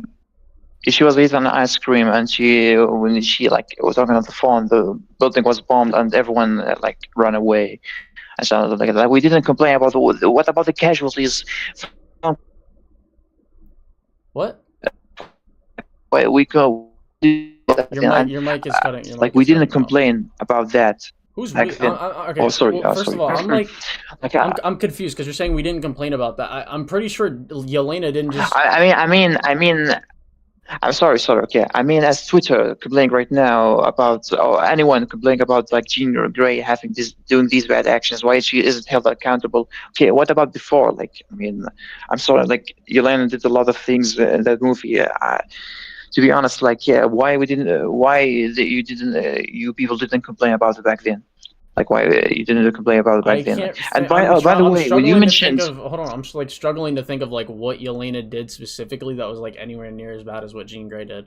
Because you brought up the beginning of the movie, and I don't think she kills innocent people in the beginning of the movie. Okay, yeah, right now. We don't know anywhere. We don't know if anyone is killed in the movie in Brand New Day, and we don't. And you don't know if someone endangers, almost kills, almost gets them killed, reckless. Like you know what I'm saying. Okay, fine. Okay, but the point. Okay, for another point, when you said about like them hopping into people's minds, it's like a crime. Okay, so firstly, I watch all the X-Men movies. Okay, I got with them. Okay, for example, the X-Men Apocalypse. Okay. Yeah, I mean, the X-Men Apocalypse, okay, for example, Jean Grey is just hopping to Scott's mind, okay? Was my first thought about that, like, why Scott didn't just hold him accountable for, like, hopping into his mind? Like, or how... What does that have to do with Brand New Day? I'm so confused, like, your point, that's the point. Your point that why the hell, what Jean and her sister did for hopping into people's mind is considered bad. Like, I'm sorry, and the people saying like, yeah, they mind raped people's mind for hopping into them. You know, would like, you I'm want sorry, that to like, happen to you? what's the problem? Right? Okay, why not? I'm asking you. Why not? I'm sorry. To take over your body if you were a telepath, okay, wait. So if you were a telepath, you would do that? If you're a telepath, you have telepath powers. Like, I have never seen her this complaint about any telepath in the last 20 years. Okay, I mean, I've never seen this depends complaint. why you're doing in X-Men, exactly. You're saying right now why we are not right now exactly. There can be justifiable situations where you do that if you are a telepath. Like, let's say someone asks. No, stop. Let me give you an example. Like, let's say there's a hostage situation and you're a telepath and you can do what Jean does. You want to jump into the telepath's body and stop what he's doing. What's wrong with that? Again, the situation again, just like maybe. There are situations where it's not, but like randomly just taking over people who are just doing their own thing in the park. Like, why? Like why? That's weird. Were they in danger? That to happen to you? Were they in danger? I'm not saying they were in danger. Okay, were they in danger? I'm not saying they were in danger. Okay, so what's the problem right now? Right now. Okay, about the point. No, stop. Like, you asked me what the problem was. Like, the problem with that is like you're just taking people's bodily autonomy away from them. For what? You're just having fun with other people's bodies. Like, that's weird. Is that not? Okay, so before, that's why I mentioned X-Men Apocalypse. So before, when Jean Grey just hopped into the mind of Scott, or let's say Professor X, who is like known for like hopping to people's minds in X-Men First Class, he reads everyone's minds. Like, isn't that weird? Before, like, he's not controlling. Okay, what's the difference? Like, he has the same powers as her. No, he doesn't. He has the same powers as her. Now, she has the powers, like, maybe the lore has just like changed some things, but he has the same powers as her. Like, he reads minds, the same thing as hopping to it. Like, it's the same thing as hopping to people's mind. Okay. When does he use his powers for necessarily bad? That's a question I want to ask you. If he is doing that to normal people, like how to Wolverine, without his consent even, let's say. We're right now saying, like, isn't that weird that they hop into people's mind without... I think the point of First Class, I think the point of First Class specifically is, like, yeah, Charles is a little bit reckless with his powers, but he doesn't read people's minds unless he, like, there's a reason for it without their consent. He reveals the beast identity to the director. I don't know what was that guy. The director was he the director? Like, if you're using First Class, like, that was a character arc thing. Like, he doesn't do that anymore. Like, he was doing that to like read females' minds to like get their numbers or like sleep with them or whatever. But he wasn't taking away their autonomy necessarily. he was like even then, like he wasn't taking away their autonomy. He was just reading their mind to kind of know what to say. About that, right? About that. There's a scene in X-Men First Class. Okay? The most you could say is that he wasn't being authentic when talking to the girls. Okay, so but he wasn't taking away their autonomy. You say it wasn't authentic. Okay, he wasn't authentic. To get to my point, okay, another movie. Okay, so the first meeting between Wolverine and Professor X, he just hops in his mind like that, and without consent. Did we, as an audience, complained about that back then and said like, yeah, why did Wolverine held accountable? First of all, I don't remember specifically what you're talking about. Second of all, that is a whataboutism argument, and it wouldn't, even if I agreed or disagreed with you, it doesn't defend No Way Home. I mean, not No Way Home, Brand New Day. Okay, so you say okay. So back to the point of like First Class, you say he was reckless. Why are we right? going back to different movies? Like it's a whataboutism point. To compare the situation right now. Jean Grey and his sister. Why do we consider that like why could we consider that as bad? I just explained that to you. Did I not just explain that? They were in danger. Were they in danger? I didn't say they were endangering people. I said they they were taking over people's bodies that were just chilling. And again, I asked you that like has powers, man. Like I'm sorry. Like in my perspective, they didn't do that like bad at all. From your perspective, what are you blind? No. Are you just are you like what? What do you mean from your perspective? That's what happens. Oh my god! From my perspective, they take the heart of people's minds. Yes, they're literally taking over people's bodies for fun. That is weird. For fun. That is weird. So reading people's mind in the previous X-Men films was weird too. They're not just reading minds. They're not just reading minds. Yes, that's an invasion of privacy. Like what Charles does, I agree. Why was back then? Okay, fine. Continue. The point in First Class is that he doesn't do that anymore. He's invaded. Like yeah, you can say that he shouldn't be doing that, but again, the point is that he doesn't do that. Like he doesn't do it without people's consent. It's a pretty big thing in the X-Men movies, and it's brought up multiple points in the movies that he doesn't just read people's minds unless they are bad or unless he really needs some kind of information. Or unless he really needs to do it. He doesn't just read people's minds without their consent. So you could say that his character developed, right? Yes. You could say that. Okay, so why would you consider that? Like, let's consider her and his sister were reckless. Like, reckless. Let's consider them as reckless, and they have their character arc, and like I'm they not have saying like they can't have a character arc. Jean literally does do like. Okay, why are we complaining right now about that? Like, why are we complaining right now about their character arc? Having like my point right now for the point all of that in the last thing she did, she was saving Peter's life. Okay. She said, "Does it erase all the things? No, but does it make it an opportunity?" I can answer that for you. Okay, just wait a second. Yeah, it doesn't make it an opportunity for her to have an redemption. Yes, it does make it an opportunity for having a redemption. That's the important thing. Oh my god, I'm not saying she can't. Why are we can't. complaining right now? Like, why are people complaining right now about Jean Grey doing all these things, not just held accountable? While I could argue, like before, we could have like characters did worse than that, and have the redemption arc. Like answer the question. If it's just first answer, we get to. Are you done? Yeah, sorry. Okay. So the point is not that she can't be redeemed. It's not that she doesn't do a noble act at the end of the movie.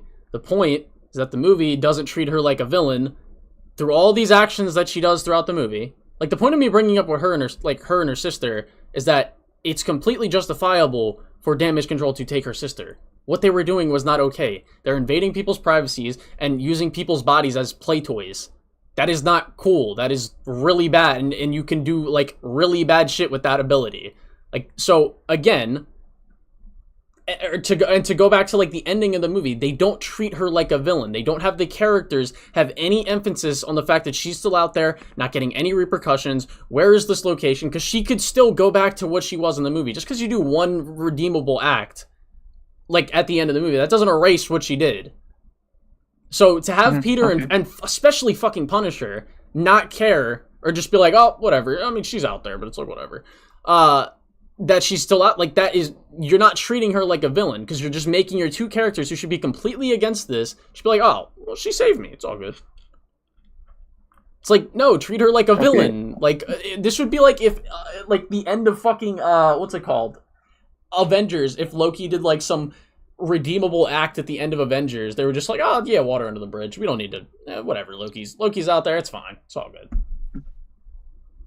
Yeah, okay, there's something, can I point something out, you know, I mean, there's something which you said right now, that Punisher didn't care. To be honest, if, I don't know if you watched the movie, okay, I don't know if that's so, okay, but to be honest, he did the opposite. What did he do? No, he wasn't. No, it was like you said. He didn't care. No, he cared a lot. Like he was happy even when the Odyssey took her hostage, and when Peter talked with him in the phone, like we found out like we were wrong. You know, and he said like, no, she's dangerous. You saw what she did. What are you She's talking about? you The know end of the movie, he's like completely about the Punisher. Yeah, about the Punisher. You're talking about the Punisher. You're not Yeah, talking yes. about the end of the movie. When does he do that? Yeah, what does he do that? I'm talking. You're talking about that. He doesn't care about that. He doesn't care about what Jean does. Okay. No, that's not what I said. I said at the end of the movie, he doesn't care that she's still out there. When Peter asks, he's like, "Is she okay?" Who cares? All right, Who cares? bro, He's Spider-Man's hair. I'm not explaining He that. shot If I Spider-Man. gotta, I'm not gonna explain that to you again. I'm not gonna lie. He shot Spider-Man. Like that's the focus right now. He was sleeping there for him. Like who cares right now about her being out there? Okay, who cares right now? And she was healing. She was healing Peter. Okay, she was healing Peter from the shot from the injury itself. Okay, your point that he doesn't care that she's gone out there. Like she already ran away. Like that's your point. That's okay. Okay, let's consider that as a point. Back to your point about like. Yo, chat, should I just kick this guy? Am I the only? Am I crazy? Am I crazy? Like. What was your point about Jean Grey when you responded? What? What was your point about Jean Grey when you responded to me? Like I just remember before the Punisher, I just forgot that. You're saying you're saying who cares that they don't care that she's still out there? Do you want me to explain to you why they before should that, care? No. Before the Punisher point, no. Before that, you responded to me about Jean Grey, about being irredeemable and all that shit. I was like, yeah, why? What? When you first responded to my points before the Punisher thing, before you told me that, like, yeah, the Punisher didn't care, you responded to my points about Jean Grey having a redeemable. Acts or like that, yeah, you know. I'm saying her one redeemable act, not killing Metzger, right, yeah, that's one. Releasing all the people, and healing Peter, doesn't make it now make sense for Punisher and Peter just be like, oh, she's okay, and then not care that she's still out there because of her previous actions in the movie. Yeah. One redeemable act does not excuse or make it now make sense that these two characters do, especially fucking Punisher, who's a lot more extreme about this shit than Peter, for them to just be like, nope, we don't care. It's like, whatever. She's out there. Okay, why don't we consider that? Why didn't we consider that? Okay, wait. Why don't we consider that the Punisher tried to shoot her, you know, as like an act of like his extremeness, you know? What? Like, why don't we consider that? Do you not see how he switches up after? Do you not see how he switches up after he tried to shoot her and then hit Peter? He's acting like a completely different makes person. sense for that. Okay, maybe it's on me. It makes sense that he's guilty about shooting Uh, Peter, but that doesn't explain the switch up and how he's talking about Jean in the hospital. Because she's trying to save Peter. I don't know. Maybe for that. I don't know. Oh, so she tried to save Peter. So the terrorism and all that shit was just cool. So Punisher shouldn't care that she's still out there. Yeah. I don't know about that. Like he was caring about that all. That's like, what happens. Though. What do you mean you don't know about that? That's what happens. That's what happens. Like at the end of the movie, he just had to. Like at the end of the movie, like the important thing was like, yeah, Peter's like alive and well, and you just have to feel guilty about it. Like this point is just like you brought it up, like just because it didn't happen at the end. Like that's your point, you know. That's like a point of the word. Okay, away. Just leave the Punisher point alone. Okay, maybe you're right about that. Okay. I can say about that. About the DODC, okay, I can't deny that what she and her sister did was not good. Okay, they were reckless. Okay, let's consider that they were reckless telepaths playing with their powers. Okay, but the thing is, you're saying like, yeah, they deserve the DODC should abduct them. Yeah, that's right. Okay, I mean, all fair. But yeah, the DODC just experiments on her sister and kills her. Yeah. That's like illegal too. That's illegal too. That's to me. And I'm not defending DODC the DODC doing that. I don't know why. So wait. Yeah, right. Yeah, right. Not just controlling it, but just also having a backup plan for Spider-Man. Having a backup plan for Spider-Man, having him, and also experiment on Jean Grey too. Like not just like, yeah, let's. I don't know like, why you're bringing all this stop right stuff up. I there. really am confused. So why? So it's not. So your point about like, yeah, they deserve to be taken by the DODC. I think that's an exaggeration. Like, No, because everything you just brought up happens after her sister being caught and locked up. Like that is completely separate from the experimentation and the fact that they killed her during the experiments. But they are justified for actually locking her up in the first place. They're not justified for what they do after they lock her up, but they are justified for locking her up. Okay, it makes okay. Even if that's so, okay, even if that's so, it doesn't make them justified. Even yeah, you can say like at first they're justified, but at the end, the important thing that they just like not justified because you literally just not just murdered the person for experimentation, not just illegal experimentations, not just being illegal, but also doing it again and lying to Spider-Man, and also the other things like. Why are we talking about the moral ethics of the damage control? Yes, they are a bad organization. What is the point? Like I don't like, understand yeah, what the point is. Okay, my point is, I think Jean Grey does deserve the redemption. The overall I never point said of she doesn't deserve. I never said she doesn't deserve redemption. When did I say that?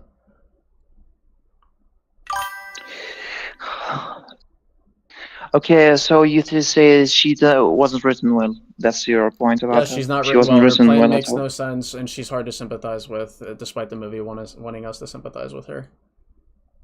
I think sympathize with. Like, I think the movie did a great thing to sympathize with her. I think I mean, she was I think the only good element to the writing is the parallel between her and Peter, but you can still execute that better.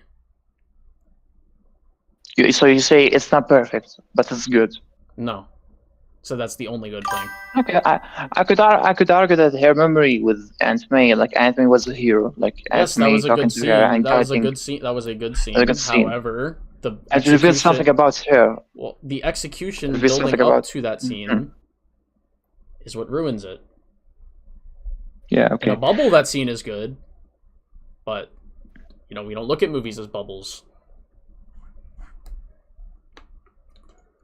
But if we look at the context, like we could say, like, yeah, it reveals something in her. Like she is lost, she is empty, she has no one. She says to Peter, she has no one. Peter, like, this is the point about that. Like, Peter recognized that. I mean, yeah, he calls her out on everything, but he doesn't switch up. No, he recognized that. Like as I said, it's like you said, it's a parallel to him.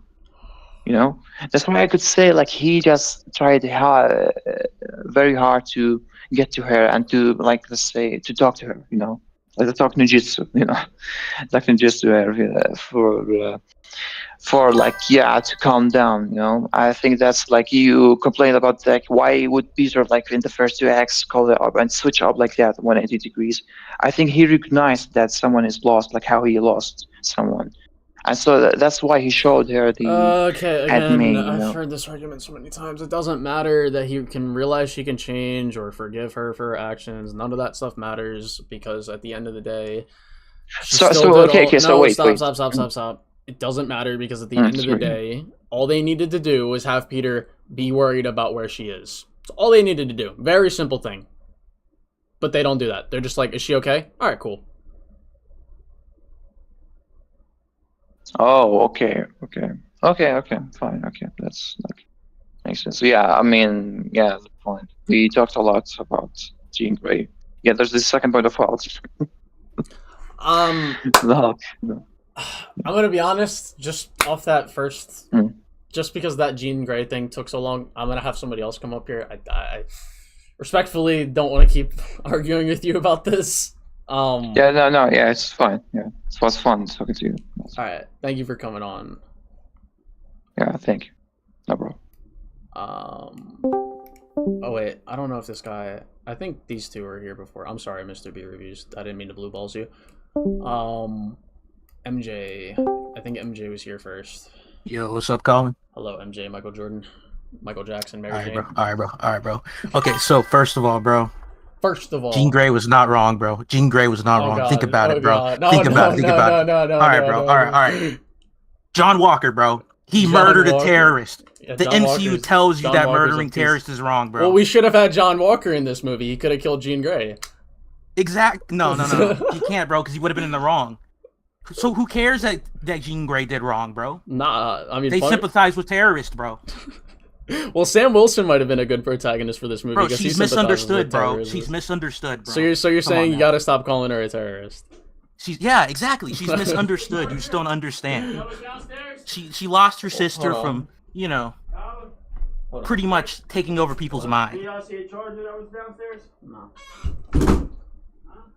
Sorry. What happened? I'm just saying, like, I can sympathize with her because she lost her sister from fucking with people's minds. Like, wouldn't you want to do that? I mean, like, nah. I think it's justifiable for sure. What's wrong with messing with people, bro? What's wrong with like sexual assault, bro? Nah, you might be onto something, right? Like, I guess you kind of just debunked my entire point. Exactly. John Walker, he's a bad guy because he murdered a terrorist. That Come to think of it, I think martyr, Thanos bro. might have been a little bit justified too. Like, you know, why do we Exactly. need this many people on the planet? Exactly. But like, I just don't understand why you would be on the contrary, because like, these people are just misunderstood. They had a hard childhood, right? And Yeah, you just gotta sympathize with that. You know? yeah, for sure. All right, thank you for coming on, MJ. No, bro. But jokes aside, I really enjoy your content, though. I agree with you for the most part thank with everything. Thank you. But yeah. You take care, man. You too. All right. I swear Mr. B Reviews was like the last one in here. I could be. I don't know though. Memory is a little foggy. Travisaurus, you were here last stream. How's what's it going? up? I'm alright. How are you? Pretty decent, except for the fact that I have a headache. Oh, that sucks. I'm sorry. Hopefully, I don't add to that. Yeah, hold up. People do unironically justify Thanos, though. I know. It's just like people with Homelander. Yeah, he was lucky onto something. I'll start with Hulk since I think that's the easiest to talk about. All right. So you said something about so you think Hulk's out of character, right? Not Bruce. Yes. Okay. I would say that Hulk so you got a problem with him being enraged at Peter in that like tower scene, right? Yeah, the because fight. he has no reason to be angry at Peter to the point where he's trying to kill him. Okay, so I would say Or angry with him at all, because Peter wasn't doing anything to him. He was trying to literally help him. right. I would say that with Bruce constantly wearing that thing to like keep Hulk back, and also Peter trying to put that on him after Jean got rid of it, I think is what happened. Well, Like I think Hulk would. sorry. The thing with the inhibitor, like about him, like it makes no sense that Bruce is all of a sudden like, and I said this last stream. I don't know if it was with you, but somebody else brought up the same point. The thing about the inhibitor, like using that to suppress Hulk or whatever, that is out of character for Bruce, because that makes no sense. Like, because it's just like, if you ever see me with this not on, then just run away. It's like, why? What happened between him and Hulk? Are we going to explain that, or is it just like unexplained and then they're just at odds for whatever reason?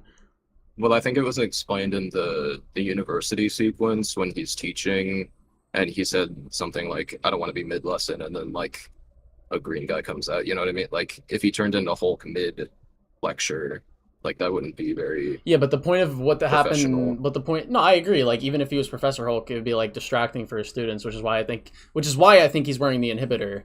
Right. But what you said to try and like defend that would make Bruce be out of character because you were like he's using that to suppress Hulk when it wouldn't really make sense because the whole point of what happened in Endgame and then becoming Professor Hulk was so that they could join as one. You know, like what they say, like me and the big guy worked it out, put the brain and the bronze together. Which is them, or not even an implication. It's literally just them saying that Hulk and Bruce worked it out. They're completely fine, and that was why Professor Hulk was created. Right, and then what? Hold on one second.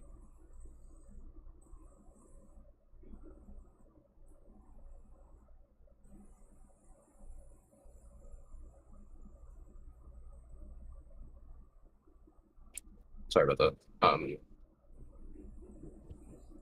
So yeah, what happened with because I didn't watch any like the MCU shows or anything. Why is Bruce not Smart Hulk anymore?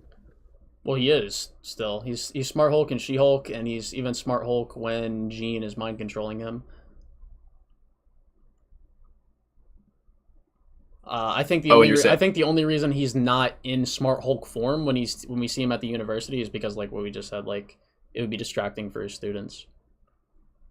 Oh, so you're saying it's out of character for him to suppress Hulk? I'm saying well, because that's what I thought the argument you were making was because he was using the inhibitor to suppress Hulk, which technically would be the thing because that's what he says. He's like, "Have you ever seen me with this on run?" Yeah, my argument. Well, yeah, I guess that would just be out of character for Bruce because it's like, why? Are we gonna explain this, or like is he's just gone through some random change? It would be like, hypothetically speaking, like if Spider-Man just started killing randomly, and it's just like, oh, I just do that now. It's like, wait, what? Why? Okay, I don't think it's that. Well, extreme, it's obviously not as extreme, but it's like a character change that's not explained. Therefore, it makes it inconsistent with the character. I guess that makes sense. Yeah, my main argument was that with Bruce having the inhibitor on for so long, it kind of pissed off Hulk and made him more susceptible to getting angry, and so Peter kind of just had to like try to snap Hulk out of it, which is why he says like, "Hey, it's me. Like, calm down." Like when your friend is really pissed off and not thinking straight, you're like, if you want to interpret it that way, like Hulk literally was being suppressed by Banner purposefully, and there was like this like I said, this unexplained thing that makes Bruce do that. That's fine. However, it's still like out of character for Bruce to do that, and the entire point of Hulk getting to that point makes it's just poorly written. So I just think it's a problem regardless. Okay. Yeah, I guess I'm not super familiar with Bruce or Hulk's character, so I can't really argue that. But yeah, that was how I interpreted it. Also, since you can clearly see like Hulk getting bigger and stronger, like in his transformation, like he's a lot more muscled and stuff. Muscled, yeah. I don't know. No, you're good. But you know what I mean, right? Yeah, I know. Yeah. Okay, so now the Jean Grey thing. I was still thinking about Hulk, that's why I said green. So okay, I'd say that Jean Grey and Peter represent different, like, two sides of a similar coin. Like growing up with trauma, and then they both decide very different ways of dealing with that trauma. Like basically the opposite like coping mechanisms or whatever. Yeah. And I think you said before that was a good thing, like how they're paralleled. Yeah, I do think the parallel was an element of writing that was good. It was just the execution of her actual character that I had a problem with. So like, I'll use this as a comparison. Like, you know when Martin Lee bombs City Hall in Spider-Man PS4? Right, yeah. So like, he endangers innocent people when doing that. However, the reasoning for why he did that was to make Osborn look like a fraud. So it still aligns with his goals to do that. Whereas like Jean putting innocent people in danger has nothing to do with her goals to get her sister back with damage control. I get it. And she doesn't even need to do that regardless. Like, again, she could just mind control people within damage control and figure out all the information she needs from there. That is a good point. I guess you could interpret it like, I mean, you know, Jean's like, what, 17, 18 in the movie? So I don't know like, how old she is specifically, but I'm assuming she's, yeah, between 17 and like 19. Yeah, very young. And, you know, we do dumb things when we're young. And well, she was clearly smart enough to know that's an option because she does that earlier in the movie. Like they say, like, yeah, we've had all these searches and like these infiltrations, because like, so she was clearly already infiltrating the DoD. So I don't know why she stopped doing that.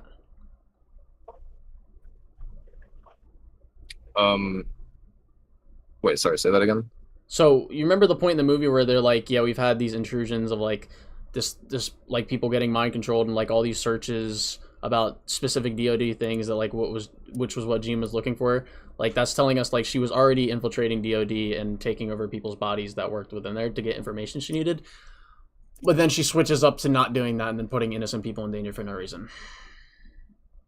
I guess because that didn't work, so she has to take more extreme measures, right?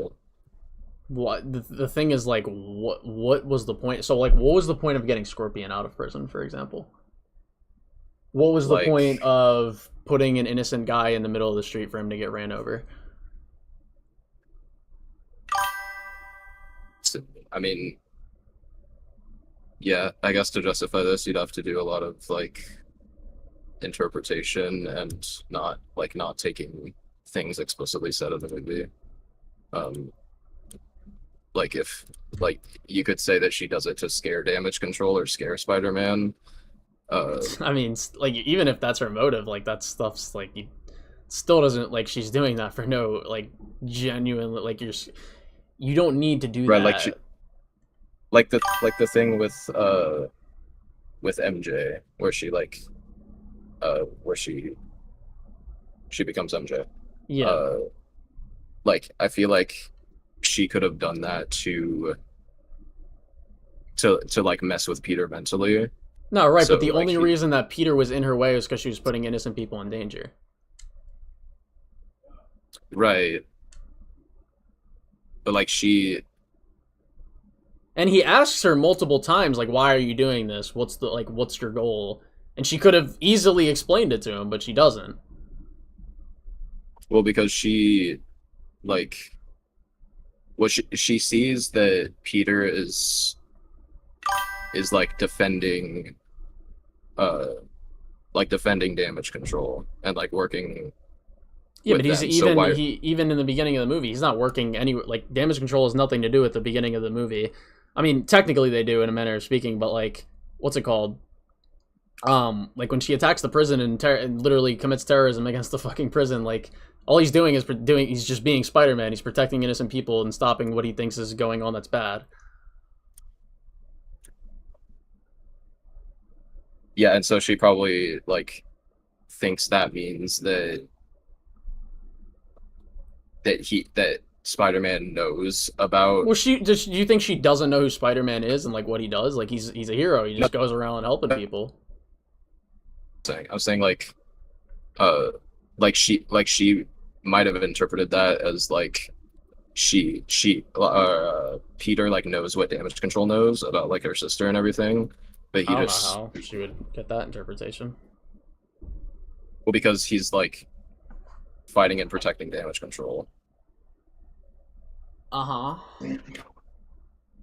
I don't really think So, that like, he would just be doing that regardless. But like Well, again, right, even if you get that interpretation, like what I don't know how that would stop her from be like explaining to Peter what's happening. Because again, like his actions, or even he was doing what he was doing even separate from damage control. Again, the entire beginning of the movie is completely separate. Like Peter's motivations are completely separate from damage control. Right, but okay. So that scene where Jean gets, I don't know, knocked out or whatever, and she like whispers Sarah to Peter. The first thing he does is ask the lead damage control guy about it. He doesn't look into it himself or anything. So like the thing that makes him realize that that guy was lying was anecdotal experiences that he shared and that MJ shared. It wasn't from Wait, what does that have to do? I'm kind of confused. Wait, what does that have to do with Gene? like even if Gene said that, like I don't think Peter would really. No, I'm saying if Gene explained what happened or why she's going after damage control. Right, like I don't think Peter would really believe her. I don't really know why. No, because when when Jean's knocked out after the big fight and everything, and then she whispers Sarah to So you're him. saying, even if you run with that, like Peter, you don't think Peter would believe her. I don't really know why she doesn't at least like say that to him. Like, cause then, like regardless, it would get Peter thinking. And like all she says is it's kind of a weird comparison because all she says is a name. Well, right, but then he could look into like, oh, Jean Grey, Sarah, like connection. Like I don't know. He could smart. look into that, but if Jean Grey literally tells him directly, these people kidnapped my sister. I mean, technically, they didn't even kidnap her, but like these people took my sister. I wouldn't say they kidnapped her. I think they just arrested her for doing what she was doing. For doing what? For taking over people's bodies in the middle of the park, invading people's privacy, and taking their autonomy away from them.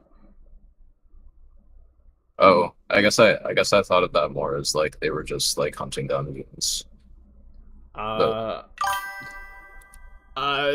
Even if you want to take it like that, like it's kind of still a dangerous.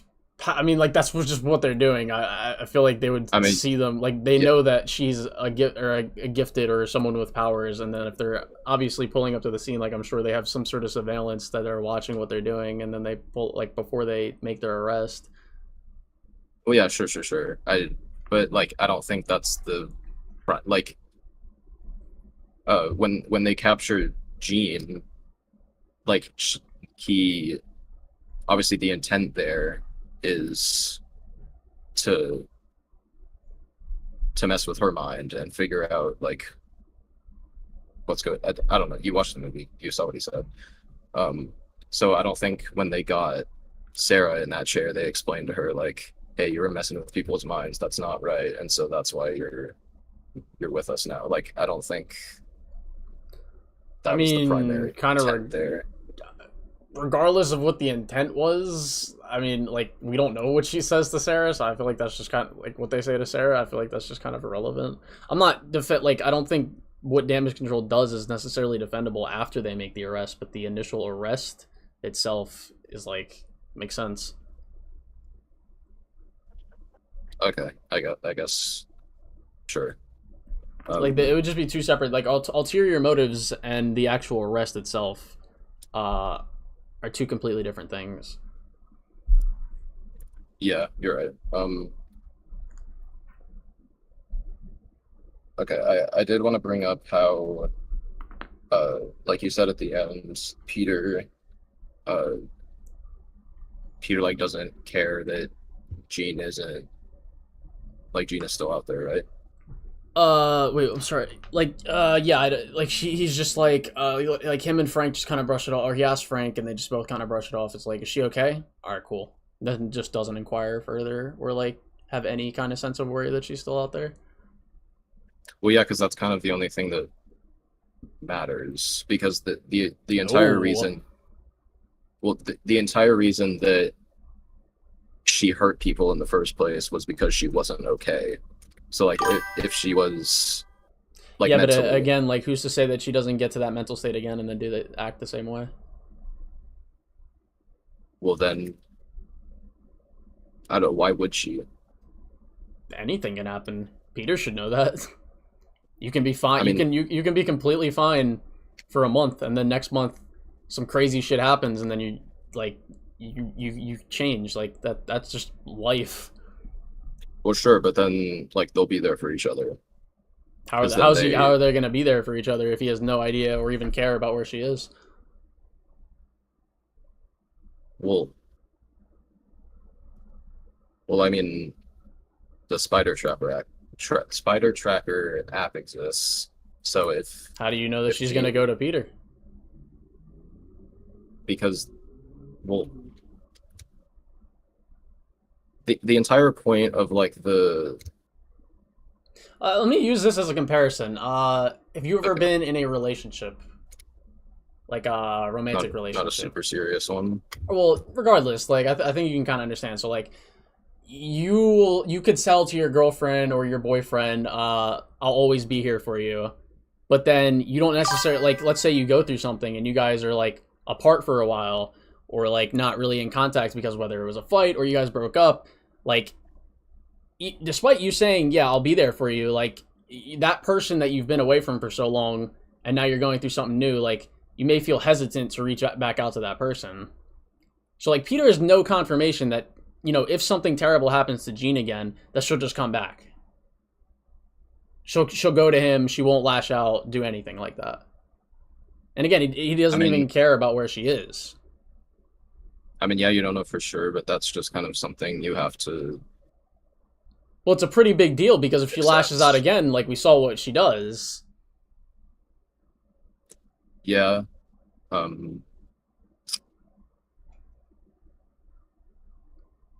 Well, I feel like the entire point of that like Aunt May flashback scene was that they like Peter and Jean now come to this like mutual understanding of each other, and so they don't like there's no longer that like bitterness between them, and they like they understand that they're like I said before, two halves of the same coin. And like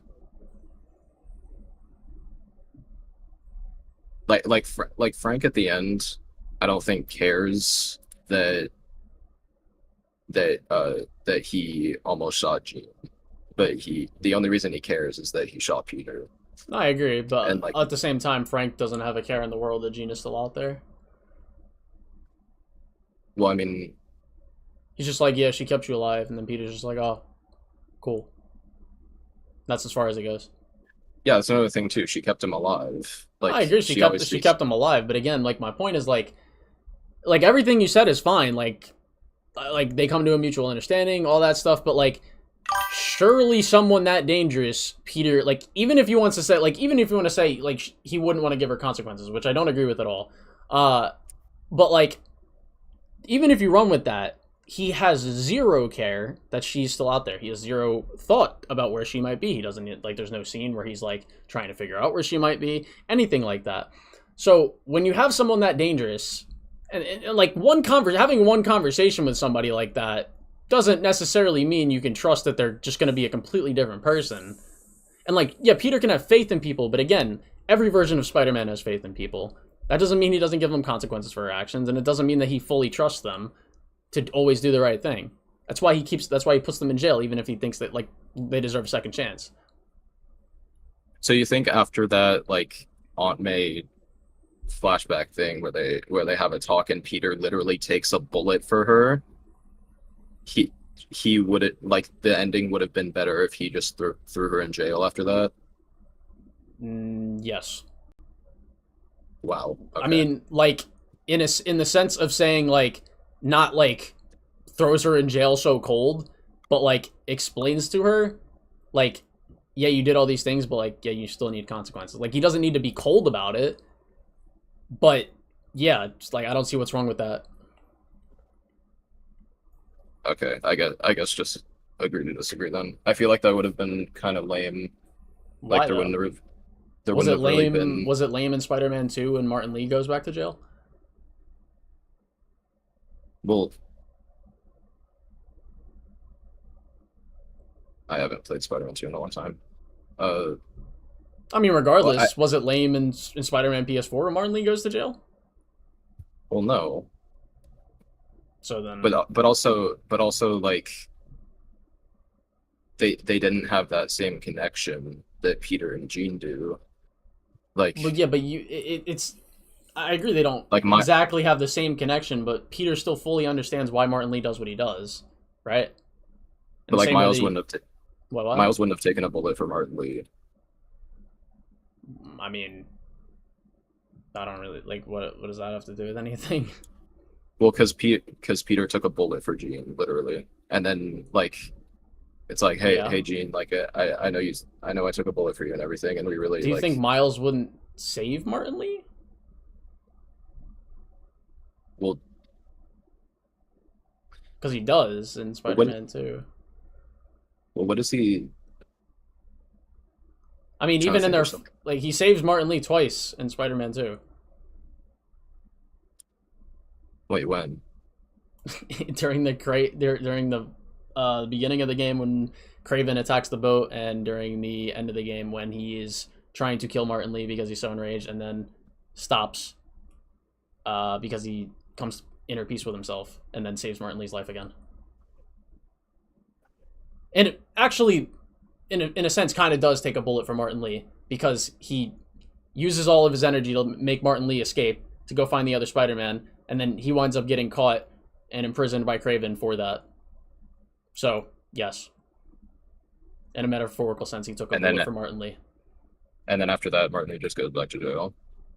Yeah, well, he willingly goes back to jail. But like, okay, even if willingly. well, yeah, I mean, even if he doesn't, like, I don't think Peter and Miles would have just been like, oh yeah, you're good. Well, I mean,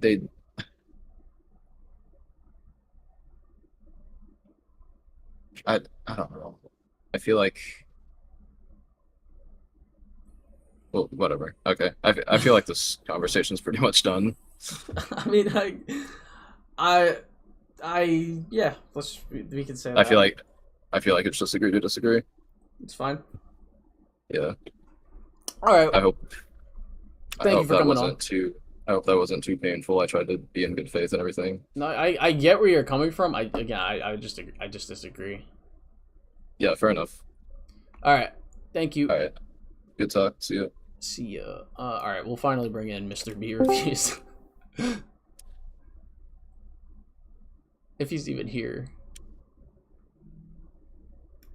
Can you hear me? Yes, I can hear you, Mr. B reviews. How's it going? Fucking excellent. Alright then. I am Bane. I'm a live stream critic. And this is Mr. B's Reviews. Disagreement Day. Is this like a bit? No, mate. So by the end of the stream, I'm going to give your show a little rating out of 10 by the time we're done, if it goes well. Oh, you're going to rate my Disagreement Day? Oh. Why didn't you? You could have just typed that in the chat. You're just sitting in there just to tell me that? No, I have a disagreement. Oh, okay.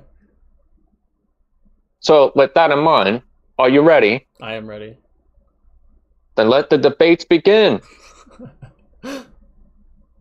All right. So are you okay with me? Is that a real British accent? I don't think this is a real British accent.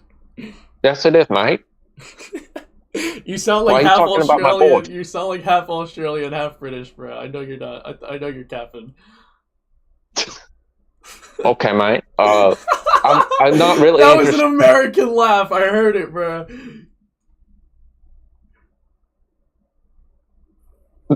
Oh, fuck this shit. No, that's funny. No, seriously. No. I do have a disagreement with you. Seriously, I do. Are you okay if it's not about Spider-Man brand new coat of paint? Yeah. I don't really care about them. I have a disagreement with an older video of yours. It's about your Thunderbolts. Your Thunderbolts defense video with Critical Drinker. Okay. If I remember, I can't promise you I'll remember everything. Just look up the video. I got timestamps for you. Gotcha. Okay. I have just like 2 points to make, and then I'll be done. So when you get to it, go to 10 minutes and 35. Okay, I gotta go to my own channel here. God damn it, man! You made me break character like literally less than 2 minutes in. Okay, I found the video. You said 10 minutes. 35 seconds. 10 minutes, 35 seconds. Okay. So Marvel's Thunder. Okay, so the start and I don't know if I can hear it, but the start and end right after your response. Stream it in Discord? I can stream it in Discord. Yeah. Okay. Yeah, that'd be easier.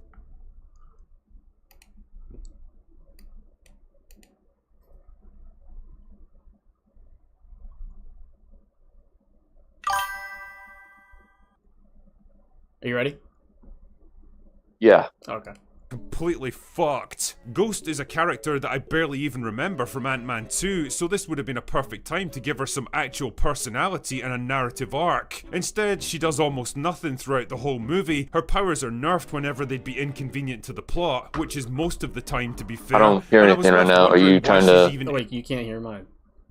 No. That's annoying. I don't know why. I can just see the stream for myself. Just let it play until like after your response. Okay. In the film, Ghost has an entire narrative arc and a personality in Ant-Man 2. If you want what you're asking for, go watch that movie. This movie does not need to do that. Why is this movie not allowed to be just like any other movie and have certain characters they want to focus more on? I guess by this same token, we could say Avengers 1 has a massive problem by not giving Black Widow and Hawkeye very much character stuff, especially when both of them have absolutely fuck all before this, even in Iron Man 2. And I'm gonna ask again, can you elaborate or give me one example besides the beginning of the movie, which I already went over, where they're in the incinerator room, where Ghost was nerfed and her powers weren't used, you know. So did you hear the part where you said, as a response to him about Ghost not having a personality arc in the movie, saying that she had one in the previous movie? Yeah. Did you hear that part? So, could you elaborate on that? Like that reasoning?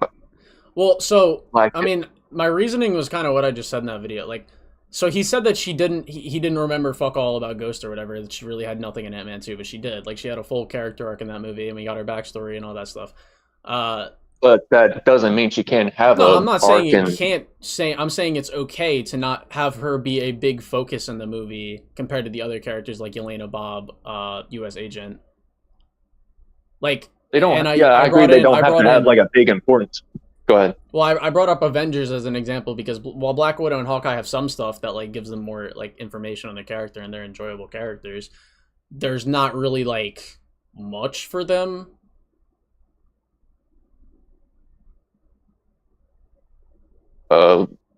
Okay, I haven't seen the Avengers in a while, so I couldn't say. But the point is like this is a broader point just across all movies in general. Every character, regardless of the role, should have a narrative and thematic purpose to justify their inclusion. So I think she does. This time, I don't know. I'm gonna be. How does she not have like? She's just like everybody else. Like everybody on the Thunderbolts has like shares like a common theme. I couldn't really describe to you exactly what that was. I'd probably have to rewatch my own video because like the way I would describe arcs is something I have to like watch a movie unless I'm like fondly acquitted to it, I guess. Like I wouldn't really know how to describe their arc exactly, like without rewatching the movie or even rewatching my own video, but she does fit within the thematic theme of that team. Yeah, but like for example, what I'm talking about, like think of Iron Man. I haven't seen the movies in a while, but I know for a fact that like no matter if it's a sequel, a crossover, spinoff, like Iron Man has like a huge thematic and narrative purpose. Like for example, in Age of Ultron, he creates Ultron.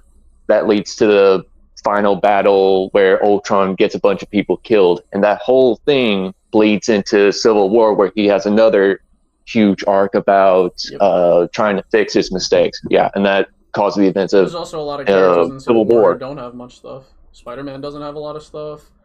Falcon doesn't have a lot of stuff. Wanda doesn't really have a lot of stuff. Hawkeye doesn't have a lot of stuff. The main characters that get character work in that movie is Black Panther, Captain America, Tony Stark. How does Wanda not have a big character? She was the wasn't she like one of the catalysts? Wanda in Civil War, yeah. How does she not have that much importance? I mean, yeah, she's a catalyst, but like, I mean, I can't really like say she had like a massive character arc in Civil War. It doesn't have to be a massive character arc, but it's got to be something purposeful. It doesn't have to be like the biggest thing ever. That's not what I'm saying. All right, well then we can step away from Wanda. How about the other characters that I mentioned? I don't remember them all. I mean, I haven't seen the movie in a while. I couldn't tell you about the others.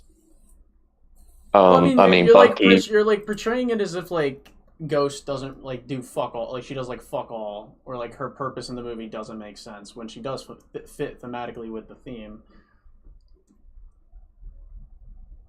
Okay. Second point. I know there's people waiting, so we'll just move on to the second point. Yeah. Go to 11 minutes 34 seconds. 11 minutes 34 seconds. All right. Exists for no other reason than to be wrong about everything and constantly mocked and belittled by the strong female characters. Stop when you get to the point where you say he was also in the comics.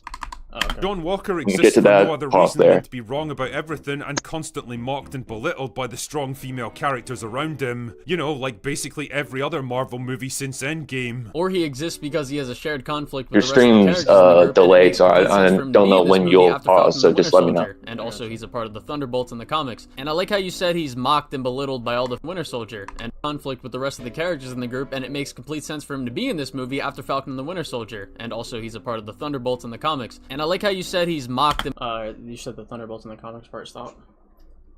Yeah. So you know, correct me if I'm wrong, but you did defend Joker Shadow Doo-Doo, right? Yes. A while ago. One of your defenses or arguments in that video was that adaptation argument wasn't a valid critique against the movie. I didn't front that Bucky point by saying like, yeah, he's in the comics and that's it. Like I pointed out like why. No, that wasn't your only point, but it's still a point that I disagree with. I'm not saying it was your only point. If you want to say like I shouldn't have said that, that's whatever. I don't really care. Like genuinely, I mean, because I just threw that in there just to say like, yeah, he's there, like he's also just part of the comics, but it also makes sense within the context of this universe why he would be in this movie. Oh, okay. I mean, you also like Harry Venom, bro. Not. I mean, I'm like iffy on Harry Venom. Really? Yes. I mean, I said that in my video on Spider-Man 2. I haven't watched the full thing. It's like almost 2 hours long, but yeah, well, I thought very long video. But yeah, if you want my take on Harry Venom, you can go watch that. Okay. Yeah, I guess that's it, mate. All right. Final rating. I'm gonna give you a solid 2 out of 10. 1 point for the entertainment value, and the other point for your massive forehead, because I myself am something of a megamon, much like yourself. Okay. People like us, we're born with massive heads, but we're small. Yeah, mate, we gotta stick together. People like us are born with heads so big, but brains too small to fit in the gaps in the space. You know what I'm saying, mate? Man, yeah. We gotta fan of each other, mate. It's rough out here. All right. Well, thank you for coming on, Mr. B Reviews. Keep up the good work. You're welcome, man. You're a lot nicer than the last disagreement that I went into. Those people, they weren't too welcoming. They didn't like what I had to say. Who is the other people? Mate, you know who I'm talking about. SK in his group? Yeah. Yeah, I mean, that makes sense. All right, man. Take care. Bye. All right, see you. Okay, Chuddy. Mr. Chud guy. Chud Burger. Yeah, it's Judy. Judy, how's it going? I'm good. How about you? Pretty solid, pretty solid. Okay, nice. So I'll just get right into it. Okay, my first point, and it's all about Brand New Day, is that Jean Grey has to fight in an unorthodox way. So basically, what I'm saying is like, throughout your video, one of your main critiques of Jean Grey is how she is constantly manipulating people and violating their consent.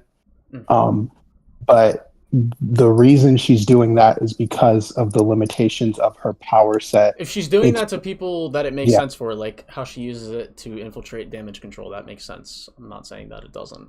But what she does to MJ and how she needs to manipulate Peter, she never needs to manipulate Peter. There are much better ways for her to go about doing this in ways that actually make sense and are a lot more productive to her goals. So, like, even the entire beginning of the movie, none of that needs to happen at all. When you say none of that needs to happen, are you talking about like the tank stuff? Yeah, the tank, breaking Scorpion out of jail, using a bomb for no reason to like literally blow up the prison, like. Okay, so with the tank, I'm pretty sure she is doing that to get information on the DODC. So like she needs to do that. She needs to like get into the DODC, and she can't just like doesn't do that. Walk into it. She uses that to break Scorpion out of jail. Or yeah, break Scorpion out of jail, which is also about using his physicality to get into the DODC. She was trying to get some sort of information from one of their like facilities or something when Peter came across the Scorpion. Why would she even need to do that when she can just mind control someone from in that facility? And that's another point. The DODC knows what telepathy is and how it works. We saw when Jean Grey had that flashback sequence with Sarah that as soon as they used their telepathy, they pulled up on them real quick. Well, yeah, because they're looking at it from an outside perspective. But if she mind controls someone and then walks into the place, or like, how would they know she's under the influence of mind control? I think the reason is that they have that entire place on lockdown. That's why when Jean Grey comes back with the Hulk, they're already in a bunker somewhere because they're like on the lookout for this telepath. They know what telepathy is. They know how it works. That's why I think. Well, yeah, but Hulk is also Hulk. There's no real way they can avoid it. Like, again, if she just walks in there acting normal, how would they know? What they know who Jean Grey is. Obviously, she can't walk in there. I agree. But like, if you walk in there like a normal person, your body controlling somebody, mind controlling someone, how would they know? She already did it earlier in the things, and the only reason they know is because there was all these random searches about specific things. Yes, I'm assuming they would know possibly because of that body scanner. That Peter went through. Yeah, but I don't know how that. Even then, like, you're scanning someone's body, but how does the scanner detect that they're being mind controlled? The same way they're detecting Sarah and Jean Grey doing it in the park. I don't think they're detecting anything. I think they're just literally watching them do it. Okay, so so how would they know to watch them? That's not explained, so I don't know. Yeah, exactly. I'm pretty sure it's leaning on the side. That's just not explained at all. Okay. They could also use their scanners to see that they have special abilities themselves, but if they use those scanners on people that are being mind controlled, the scanners wouldn't pick up anything because they have nothing special about them. Well, maybe they would be able to. Obviously, you have to take some liberties because these things aren't explicitly stated within the story. They could have had that in the movie where they have where they scan somebody and figure out that they are mind controlled, and that would make sense, but they don't do that. Yeah, that's true. And even then, when they scan Peter, all they do is superhuman genetics, arachnid DNA, whatever weapons he has on him, etc. Yes. It's not like it's telling you the abilities that Peter has, it makes sense. But it doesn't even tell them like Peter's identity. It doesn't even know who's under the mask. Okay, I think in response to all of this stuff, when it comes to like the logistics of what she's doing, I err on the side of assuming and giving the character the benefit of the doubt that they aren't just having this character stupidly do things for no reason, like going to break Scorpion out to then go and infiltrate the DODC. I'm gonna give the writers enough what credit is the and benefit just like, of the doubt that you can give with everything that I just explained? yes, the benefit of the doubt is that she's doing it because like she's not able to just waltz in and mind control somebody and go into the But DODC the movie says that she does. because there are safeguards. Yes, she has previous attempts like that are hinted at that happened before the events of the movie, but she does like obviously it's not successful because that's why she continues to attack because those previous attempts weren't successful. Like obviously if she's continuing to attack then nothing happens. Let's I mean I feel like a prime example is the guy that the old guy that she makes get hit by the car. Literally, Yeah. why would she need to do that at all? That's back to my first point, right? So she doesn't have like, and that's part of why I like Jean Grey as the villain in this movie so much, is that she doesn't have this normal power set that a lot of the other MCU superpowered characters have. Like she doesn't have Right, but super why does strength. she need to? I get that was your point, but why does she need to do that? Like, what? Even if she has to fight in an unorthodox way, like she can still do what she was doing with the other people, like talking to them or talking to Peter through them. But making a guy step into the middle of the street to get hit by a car, what benefit does that give her? I'm not going to say it's moral, but the benefit is obviously that she's not only distracting Peter by doing that, but showing him that she is willing to kill anyone who to get what she wants. Yeah, but the moral thing behind it is what makes the writing bad at the end of the movie. With the I'm with the way things go at the end of the movie. I don't care if she's a terrible person. A lot of villains are terrible. Darth Vader, my profile picture, is a terrible person. The point that I'm making is that in Star Wars, how do they treat Darth Vader? As a villain. They like, you know, there's no point where Darth Vader escapes and then it's just like, oh fuck, Vader's still out there. It's all right, whatever. I don't even think she's like, is Vader okay? That's whatever. I don't even think she's treated like a hero at the end. Even if she's not treated as a hero, they treat her. It's very nonchalant in the way that they just like let it go that she's still out there.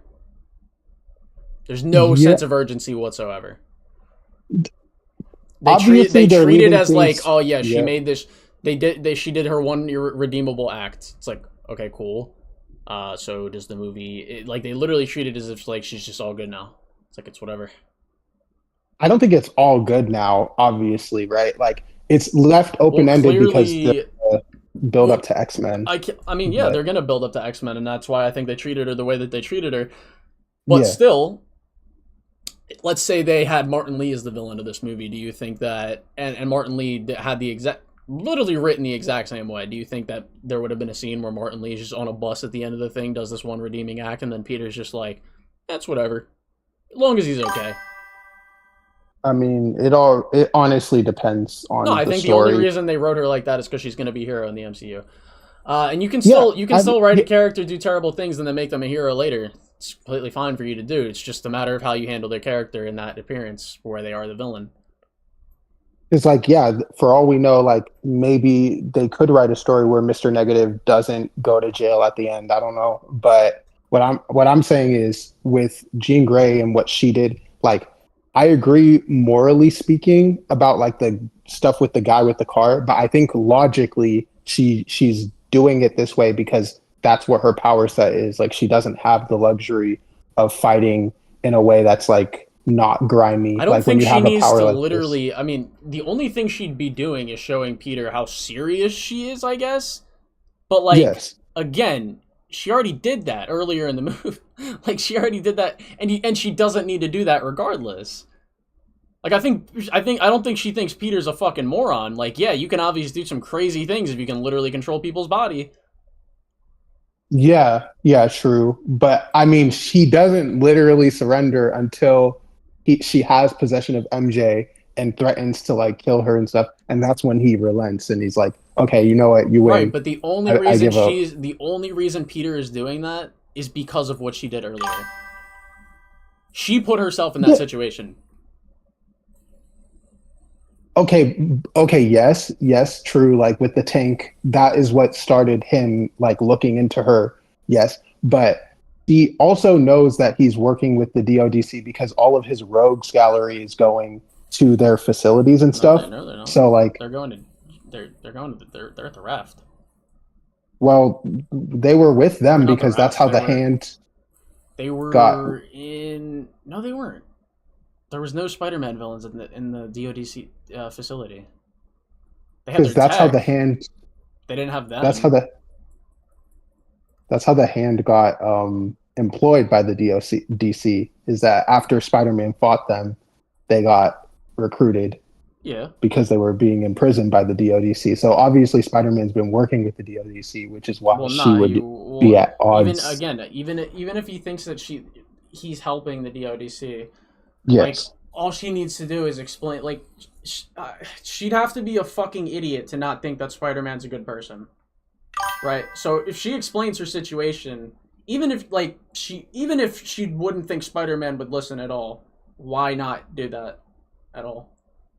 Because he's literally working with the people that took her sister. Okay, but she's also mind controlled many people in the DODC, and they have no information about her sister.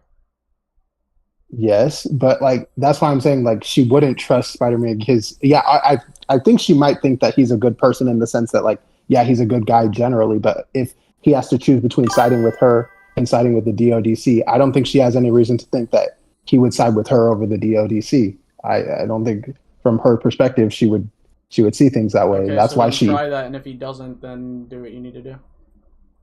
I mean but bro, that's why, because she already knows that she can't control him anyway because she tried it already. So like she needs to make sure that he's out of the way, which is why she goes to the lengths that she goes. That already. She tried when she all she does, literally all she does, just be like, she notices Spider-Man's a problem and then starts doing what she does to get Spider-Man out of the way.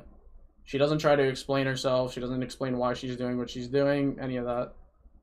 Yeah, of course, because she's not trying to explain what she's doing to him. Yeah, but why? She wants him out of the. She just wants him out of the way because she sees him as the ops. He's been working with the DODC. She's not going to see it as like an opportunity but she also to sees that get help. He does this with everybody. Like he sees bad. Like surely she's not so fucking stupid that she doesn't see what she's doing is wrong, right?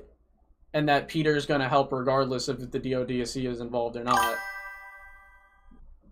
I don't know. I think that you're expecting her to know as much about Spider-Man as like you would, or as like other. I don't see why she shouldn't. I mean, not necessarily. Obviously, she's not watching Spider-Man movies, but I'm sure she can. Spider-Man's a pretty popular person in the MCU. Yeah. Yes. Spider-Man. That would be like not knowing that Tony saved New York from a fucking nuke. But I don't know. It's kind of I know the whole ice comparison is like tired and everything, but like it's kind of like expecting a real world good guy to like side with you over law enforcement. It's like I don't know. I think I would just err on the side of caution and just not get that person involved because if you have to make involved. He gets involved by stopping her, but that's why she's not because the actions that she took that she didn't even need to take. She did need to take those actions though to try and find Sarah. We already went over why she doesn't need to. She needs to find Sarah though. No, I agree, but she doesn't need to. She doesn't need to literally commit terrorism against the prison. She doesn't need to run a tank through the streets and endanger hundreds of people. She doesn't need Scorpion. She does need to get information on Sarah. We agree on this, right? Yes, we agree. However, yes, I think we should also be able to agree that she doesn't need to do it in the way that she's doing it. Because your original point is that her powers make her need to fight in an unorthodox way, but she doesn't need to do basically everything she does in this movie.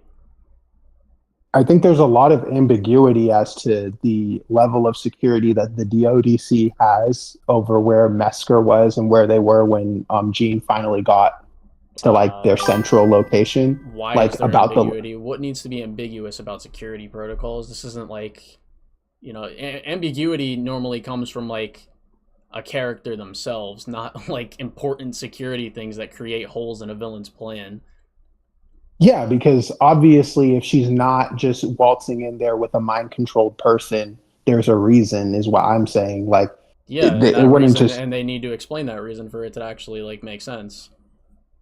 I don't know. I mean, you can just kind of just even if you want, like if you want to assume that they have these protocols, then it's like she did it earlier in the movie. They like show one thing that explains why she can't do this. That's not like something you can just assume. When we literally heard earlier in the movie, she's been looking through computers and stuff in the DODC. Like, she's already done it. Yeah, they said they've had multiple like infiltrations or whatever. Yeah. When Peter was talking to Mesker, yes, but that doesn't mean it was successful. I mean, because she doesn't really know what she's looking for, probably. Yeah, exactly. And then right, also, so like, why not just keep body hopping from body, like literally every single person in the DoD? Why can't she do that? I mean, she would eventually get to Mesker, no? We don't know is the problem. Like, we don't. Again, that's why I'm talking about the ambiguity as to the security measures. But the ambiguity is what makes it make no sense. I don't think it makes no sense. You have to assume in ultimate good faith that they have these crazy security mind control tracking protocols that like immediately pick up when someone's mind controlled. Yeah, I don't think you need to assume that much. All you need to assume, right, is that because that's literally what you're telling me right now. There is a lot of physical limitations, and I don't want to take up too much time. I know I've already been yapping for a bit, but like, there are physical limitations to how her astral projection works, right? Like, Spider-Man figures it out in like literally like 2 minutes when he actually walks in. I don't know how those limitations would stop her in an office building when all she needs to do is take an elevator. Yeah, because you would need to get into the facility first, and like, right. So we have to sit outside the facility and mind control someone that works there, and then make your way from there. I mean, that's what eventually she does when she takes the tank. She does that. So yeah, why are we not doing that again? Because obviously, like, what she needed from where she took Scorpion to go and get, like, she couldn't get in there with the body hopping means if she's using a physically strong character to do it. Like, she needs something. But again, what is the physical thing? Like, what is the difference of her getting Scorpion to use it by force and her getting someone that already works at one of these facilities and going in there through those methods and getting whatever information she needs through those methods? Bro, I mean, because I don't know if again, there's a lot of ambiguity as to why she can't find the person. And I'm not saying, yes, yeah, it is ambiguous as to why she can't do it that way. But I think you are supposed to just assume that she needs to use Scorpion. Like, I don't know. I can assume a lot of things when there's enough evidence to support said thing. There is not enough evidence to support this. There's actually evidence that supports the opposite. And also, I guess we can agree to disagree on that point about her using like the tank and Scorpion and like the logistics of it. Because again, I don't see if you show me, right, that for a fact she could like, there were no safety protocols in place with the DODC regarding telepathy, and she just chose to do it this way, despite the fact that she could have just, body hopped her way through. Okay, fine. Then yeah, that's a stupid point with the writers, right? But I guess there's enough ambiguity from my perspective. Another point, though, I wanted to bring up before I like let other people talk is telepathy is inherently violating. So I think that anytime a telepath uses their power, they're violating another person, even like Professor X using Cerebro. Mm-hmm. So I think that like it's not fair to see it so wrong, like especially. Depends on why. I mean, like when she was using it in the park with her sister, obviously they're training it. So I mean, they're training it, obviously, but it's still like they're still just goofing around with other people's bodies. I mean, it's not like they're hurting them. So they're not, but they're still violating people's like. Would you want them to practice on you? Obviously not. I wouldn't want them to read my mind but either. You would understand why you wouldn't want someone to do that to you, which is why it's wrong. Yes, and that's yes, but I do think that we have to say that like then you have to say anytime you see a telepath in any sort of like movie, I'm not X-Men saying movie or like anything. them doing that is like completely morally condemned. Like you're not the worst person in the world if you're a telepath trying to explore your powers and this is the only way you have to do it. I'm not saying that she's like a completely morally condemnable character based off that alone. I'm just saying that's something that adds to it, and the fact that like they took her sister for that, and then like people compare that to like Ice in real life, which is like insane. Yeah, no, I'm not. Yeah, no, no, I'm not saying you are. I'm just crazy. like, yeah, it's funny. But like, yeah, I mean, like the ODC was completely justified in like locking her up for that. They weren't. Maybe they're not justified in experimenting on her, like not that part, but locking her up. Yes, it makes sense. Yeah, no, I agree that they're right to like obviously not just let someone have that power and go unchecked. Like that makes sense. I also just think again, I think our fundamental disagreement is about the level of immorality with Jean specifically. I think she was using her power in like the most pragmatic way to fight against her opponents. Like that's how you have to. Even if you think like this is how she has to fight to get her goals, it doesn't make her moral. It doesn't change the morals behind what she's doing. I mean, bro. I mean, she got her family taken, bro. I don't know. Like, you have to do what you have to do to get back at the people who killed her. That was the point of me bringing up. Like, she actually doesn't need to do these things. Yeah, with like she uses civilians instead of the actual DODC people. Again, if you want to show Peter how serious you are, like, even just mentioning MJ, and then like showing you can control her. Like, you don't need to literally make her kill her, like, try and kill herself. Like, you can just show that you can control her. I think Peter will get the message pretty clearly. Yeah. Yeah. But isn't just the intention of doing that, like saying, I will do that, isn't that already enough to make her blameworthy, regardless of whether she actually does it? Yeah. But yeah, so it's both. Like, she does it. She actually goes through with it. Yeah. But I think that a threat is a threat. Not like making a threat doesn't necessarily make you a terrible person, but like, I mean, the end of the movie is a little bit different because like she's literally like, dude, come closer and I'm gonna fucking kill all these people that I have under mind control, which is like, okay, relax. Yeah, that's okay. Yeah, she does do some like questionable things. I just think that it's like mostly it has to do with how her powers work. If she had telekinesis, I think she would have went about things very differently. So that's my fundamental point, is like her unorthodox way of fighting is like the reason she does things in a really fucked up way. Or a messed up way, my bad. Yeah, I get that, but like, yeah, I've already said like what I have to say about that. I think we can just like agree to disagree if you want to leave it at that. Yeah, that sounds good. But yeah, I like your content, by the way. Thank you. Yeah, no problem. Bye. All right, have a good one. You too. Okay, I've been streaming for 2.5 hours. I may do like one more, but like I'm kind of getting tired. I was like at the beach earlier. And the sun drained my body, and I kind of still have a headache. So like I'm gonna do one more, and that'll be the end. Hello, Juno27.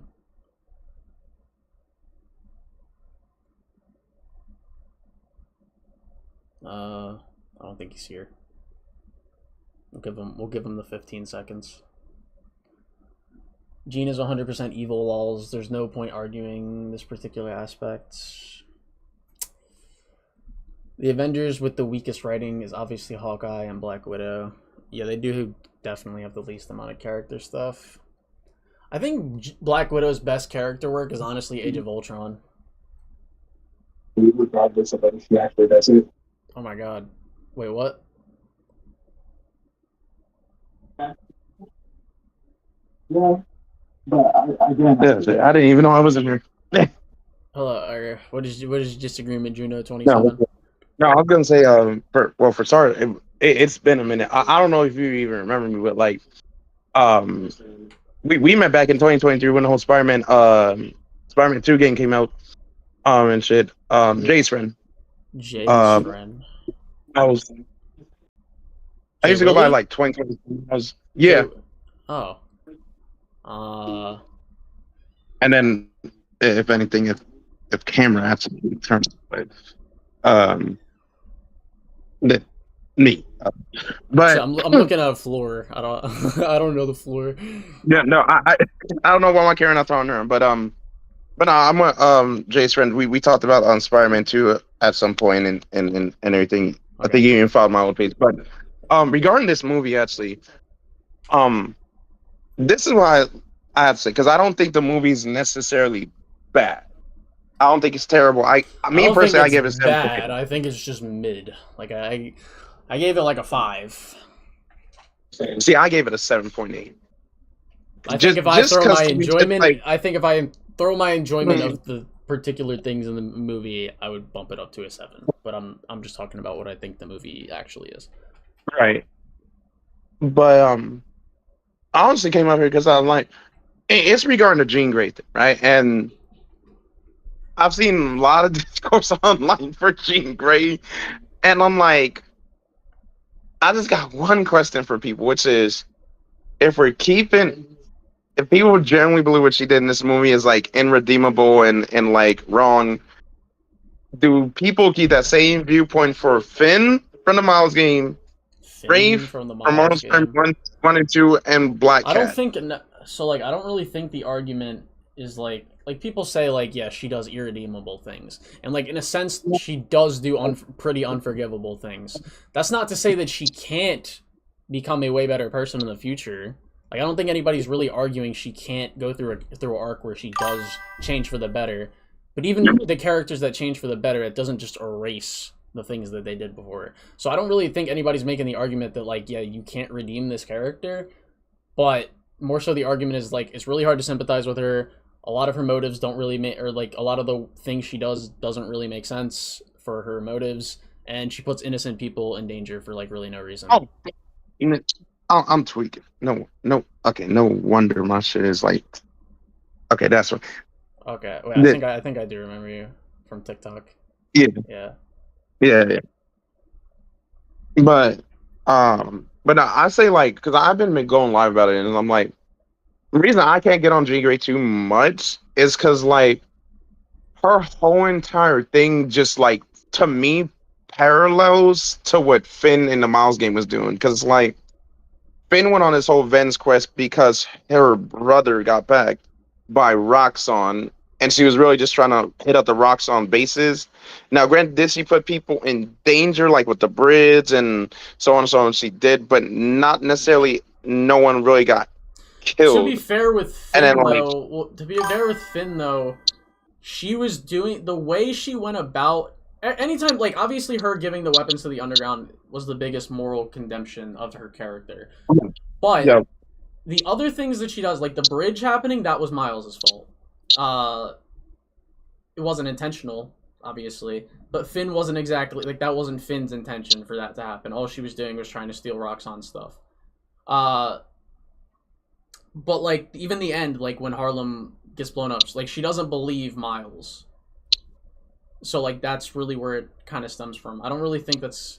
I mean, I'm not saying she's, like, what she does wasn't bad. However, I don't really think it's, like, on the same level as what Jean does. I mean, it's definitely not on the same level. I definitely say I would see those parallels, because it's like, if I think, because I'm about to go back and rewatch it. I don't really like, think I think anybody is like looking at Finn either from the Miles Morales game like, oh yeah, it's a great villain. Oh, there were a lot when Miles came out. Oh my god, the discourse on YouTube. Yeah, I think most people left Miles Morales as like that game. Like, yeah, Finn was kind of shit. Oh no, they did. They definitely did. But I would say like my biggest gripe with this movie is definitely like, and I've put it out before, and I don't know why people still try to like this nonsense, but I did not fuck with the aspect why they keep making Ned fucking Genki. I hate it. I hate it. I fucking hate it. I hate it so much. Like, I could have gone the movie knowing that Peter had the police scanner. You didn't have to get this nigga a spider tracker, bro. And we all know where that stems from. We all know who made that shit. Yeah. You didn't have to give it to him. I know what you're talking about. I don't really... I mean, I think, to be fair, Ned was before Genki. So maybe they're trying to make Ganky Ned.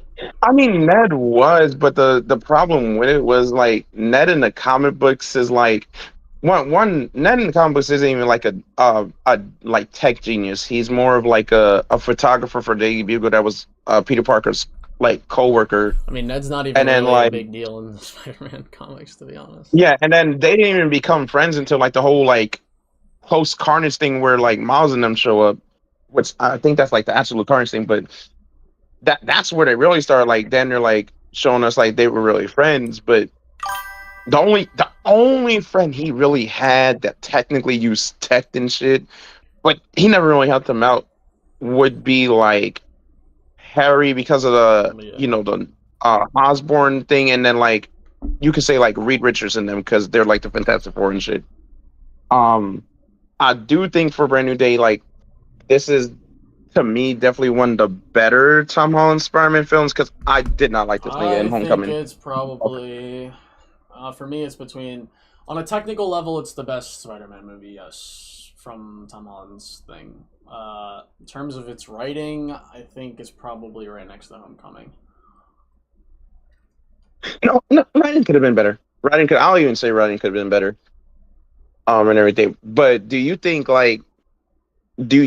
they might go the ultimate route with Tom Holland? Considering they hold the ultimate moment from the comics where he gets shot, but instead of it being Jean, it was supposed to be Cap. I think he might die eventually, but I think I think they're gonna give him a lot of the ultimate villains. I don't really know what they're gonna do. I mean, obviously, I think Tom Holland's made it pretty clear he doesn't want to do many more Spider-Man movies, and like he keeps talking about Miles Morales, so obviously Miles is gonna be in the MCU at some point. I don't know what they're gonna do with Miles Morales or how they're gonna do this passing of the torch, so to speak. I'm scared. I honestly don't really know if I'll care all that much after like. I already don't care about Doomsday or any of the future MCU projects. I really don't. The only MCU project I was actually excited for recently was Brand New Day. That was like... That's fair.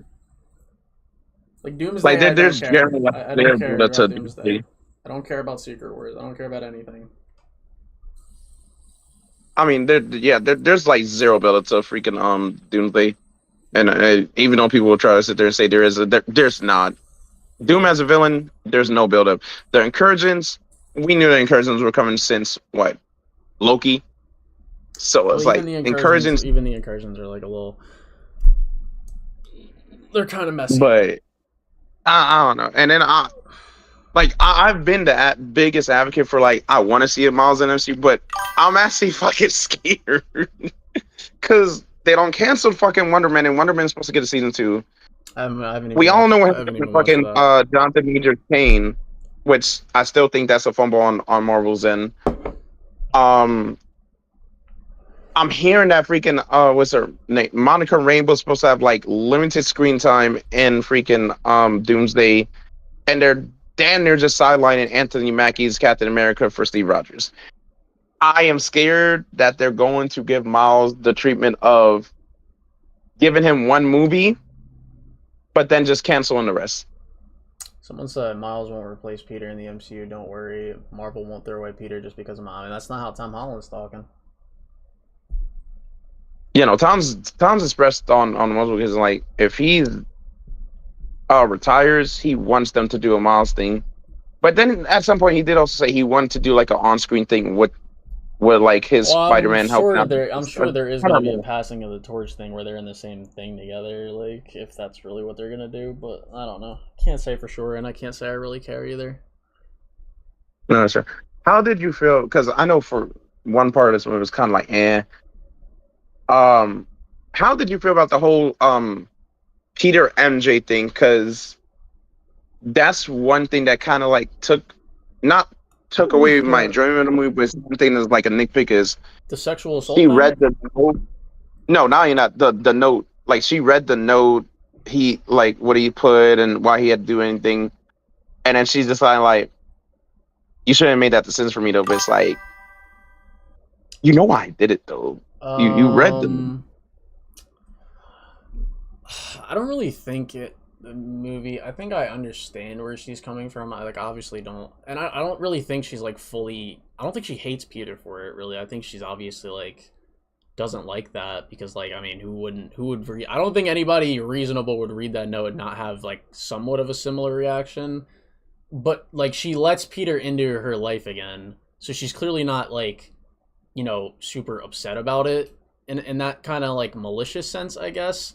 Like she clearly has an understanding of why Peter did what she did, or did what he did. Now, the only gripe I will say, I think that story wise just kind of like fucks shit up is No Way Home. At least to me, and maybe it's like maybe I'll catch it a second time, but No Way Home to me, honestly, now holds no weight because as far as we knew, the spell of like them forgetting Peter Parker was supposed to be like a permanent thing, but it does kind of seem like one or two things. Either when Jean did that whole big like mind control thing and everything like that, kind of broke a little parts of like little fragments in Ned and MJ's mind to where like I don't really know because that part still doesn't really like signify that they remember him. Well, no, that part still like doesn't at the really. movie, Hold on. I don't know. That part still doesn't really make sense because I've seen people get that interpretation like, oh yeah, she like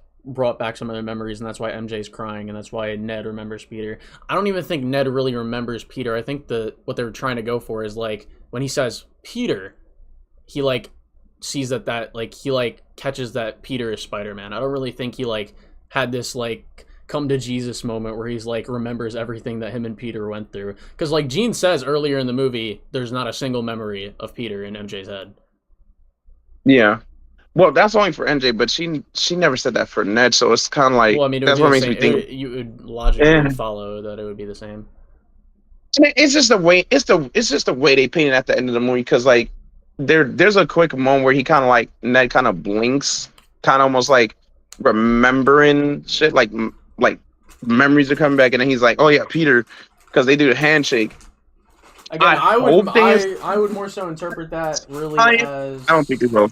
I would more so interpret that really as like he realized that he was talking to Spider-Man, not that he like had all these memories flush back about him and Peter. Yeah, I mean, I got it's. I don't know that. I wish they would have explained it a little better. Like I know it's essentially there for like interpretation because the way they leave, but I really wish they would have just like explained it better, or I hope they explain that in like Spider-Man. A lot of things in the movie that they could have explained better. You know, there's a lot like, and the thing is like, I ain't gonna lie, I'm disappointed with Tombstone because I remember seeing the cast. I was like, oh my god, I loved him, Black Lightning. Please let this man play a big part. They just treated that nigga like, damn. We see that man for like what, 2 seconds. Personally, I didn't really care that much. But if they didn't go the story of Brand New Day for Tom's film, like what they did with this, with Jean and everything like that, what story would you have wanted them to go with for Tom's fourth film? I think the story itself is fine.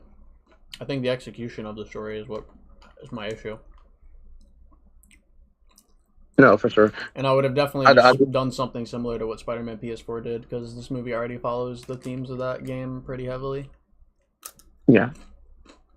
No, it does. I actually do like the fact that he took some Insomniac's West Wing and Spider-Man to make his Spider-Man West Wing close similar to him. I don't think he's going to like become that, but I do know Tom did just come out and say he wanted his symbiote storyline to be just as good as the Insomniac games, so they might do something similar with that. But I just don't know what the motive would be in terms of like, because man, I don't even want to see the symbiote for Tom. I'm not gonna lie. I feel like this movie already was as close to we need for a symbiote arc for Tom Holland Spider-Man. I mean, I say don't give it to him because the way he was freaking just being the dog shit out of Scorpion, yeah, I ain't gonna lie, he don't need that symbiote, bro.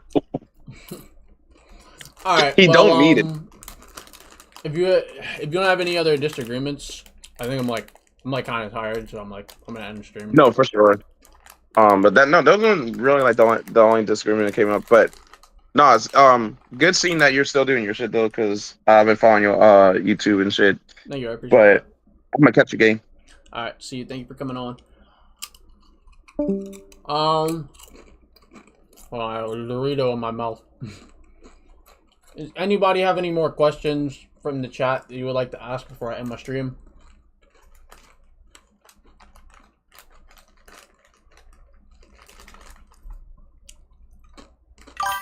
Symbiote on Tom. Tom already kind of went through the symbiote arc in Brand New Day. Yeah, that's what I just said. Stream tomorrow, please. I have to work tomorrow, and I have to have a conversation with lady.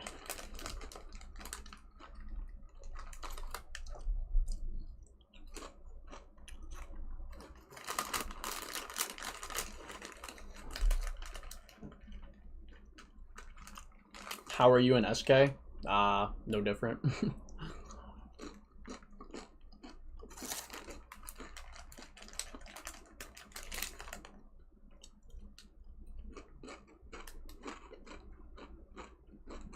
I don't really have a care to like repair things between us, to be honest.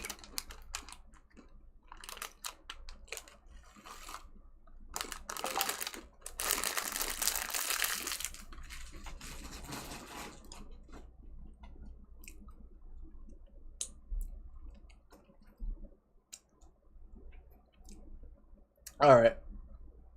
Well, I appreciate everyone for being in the stream.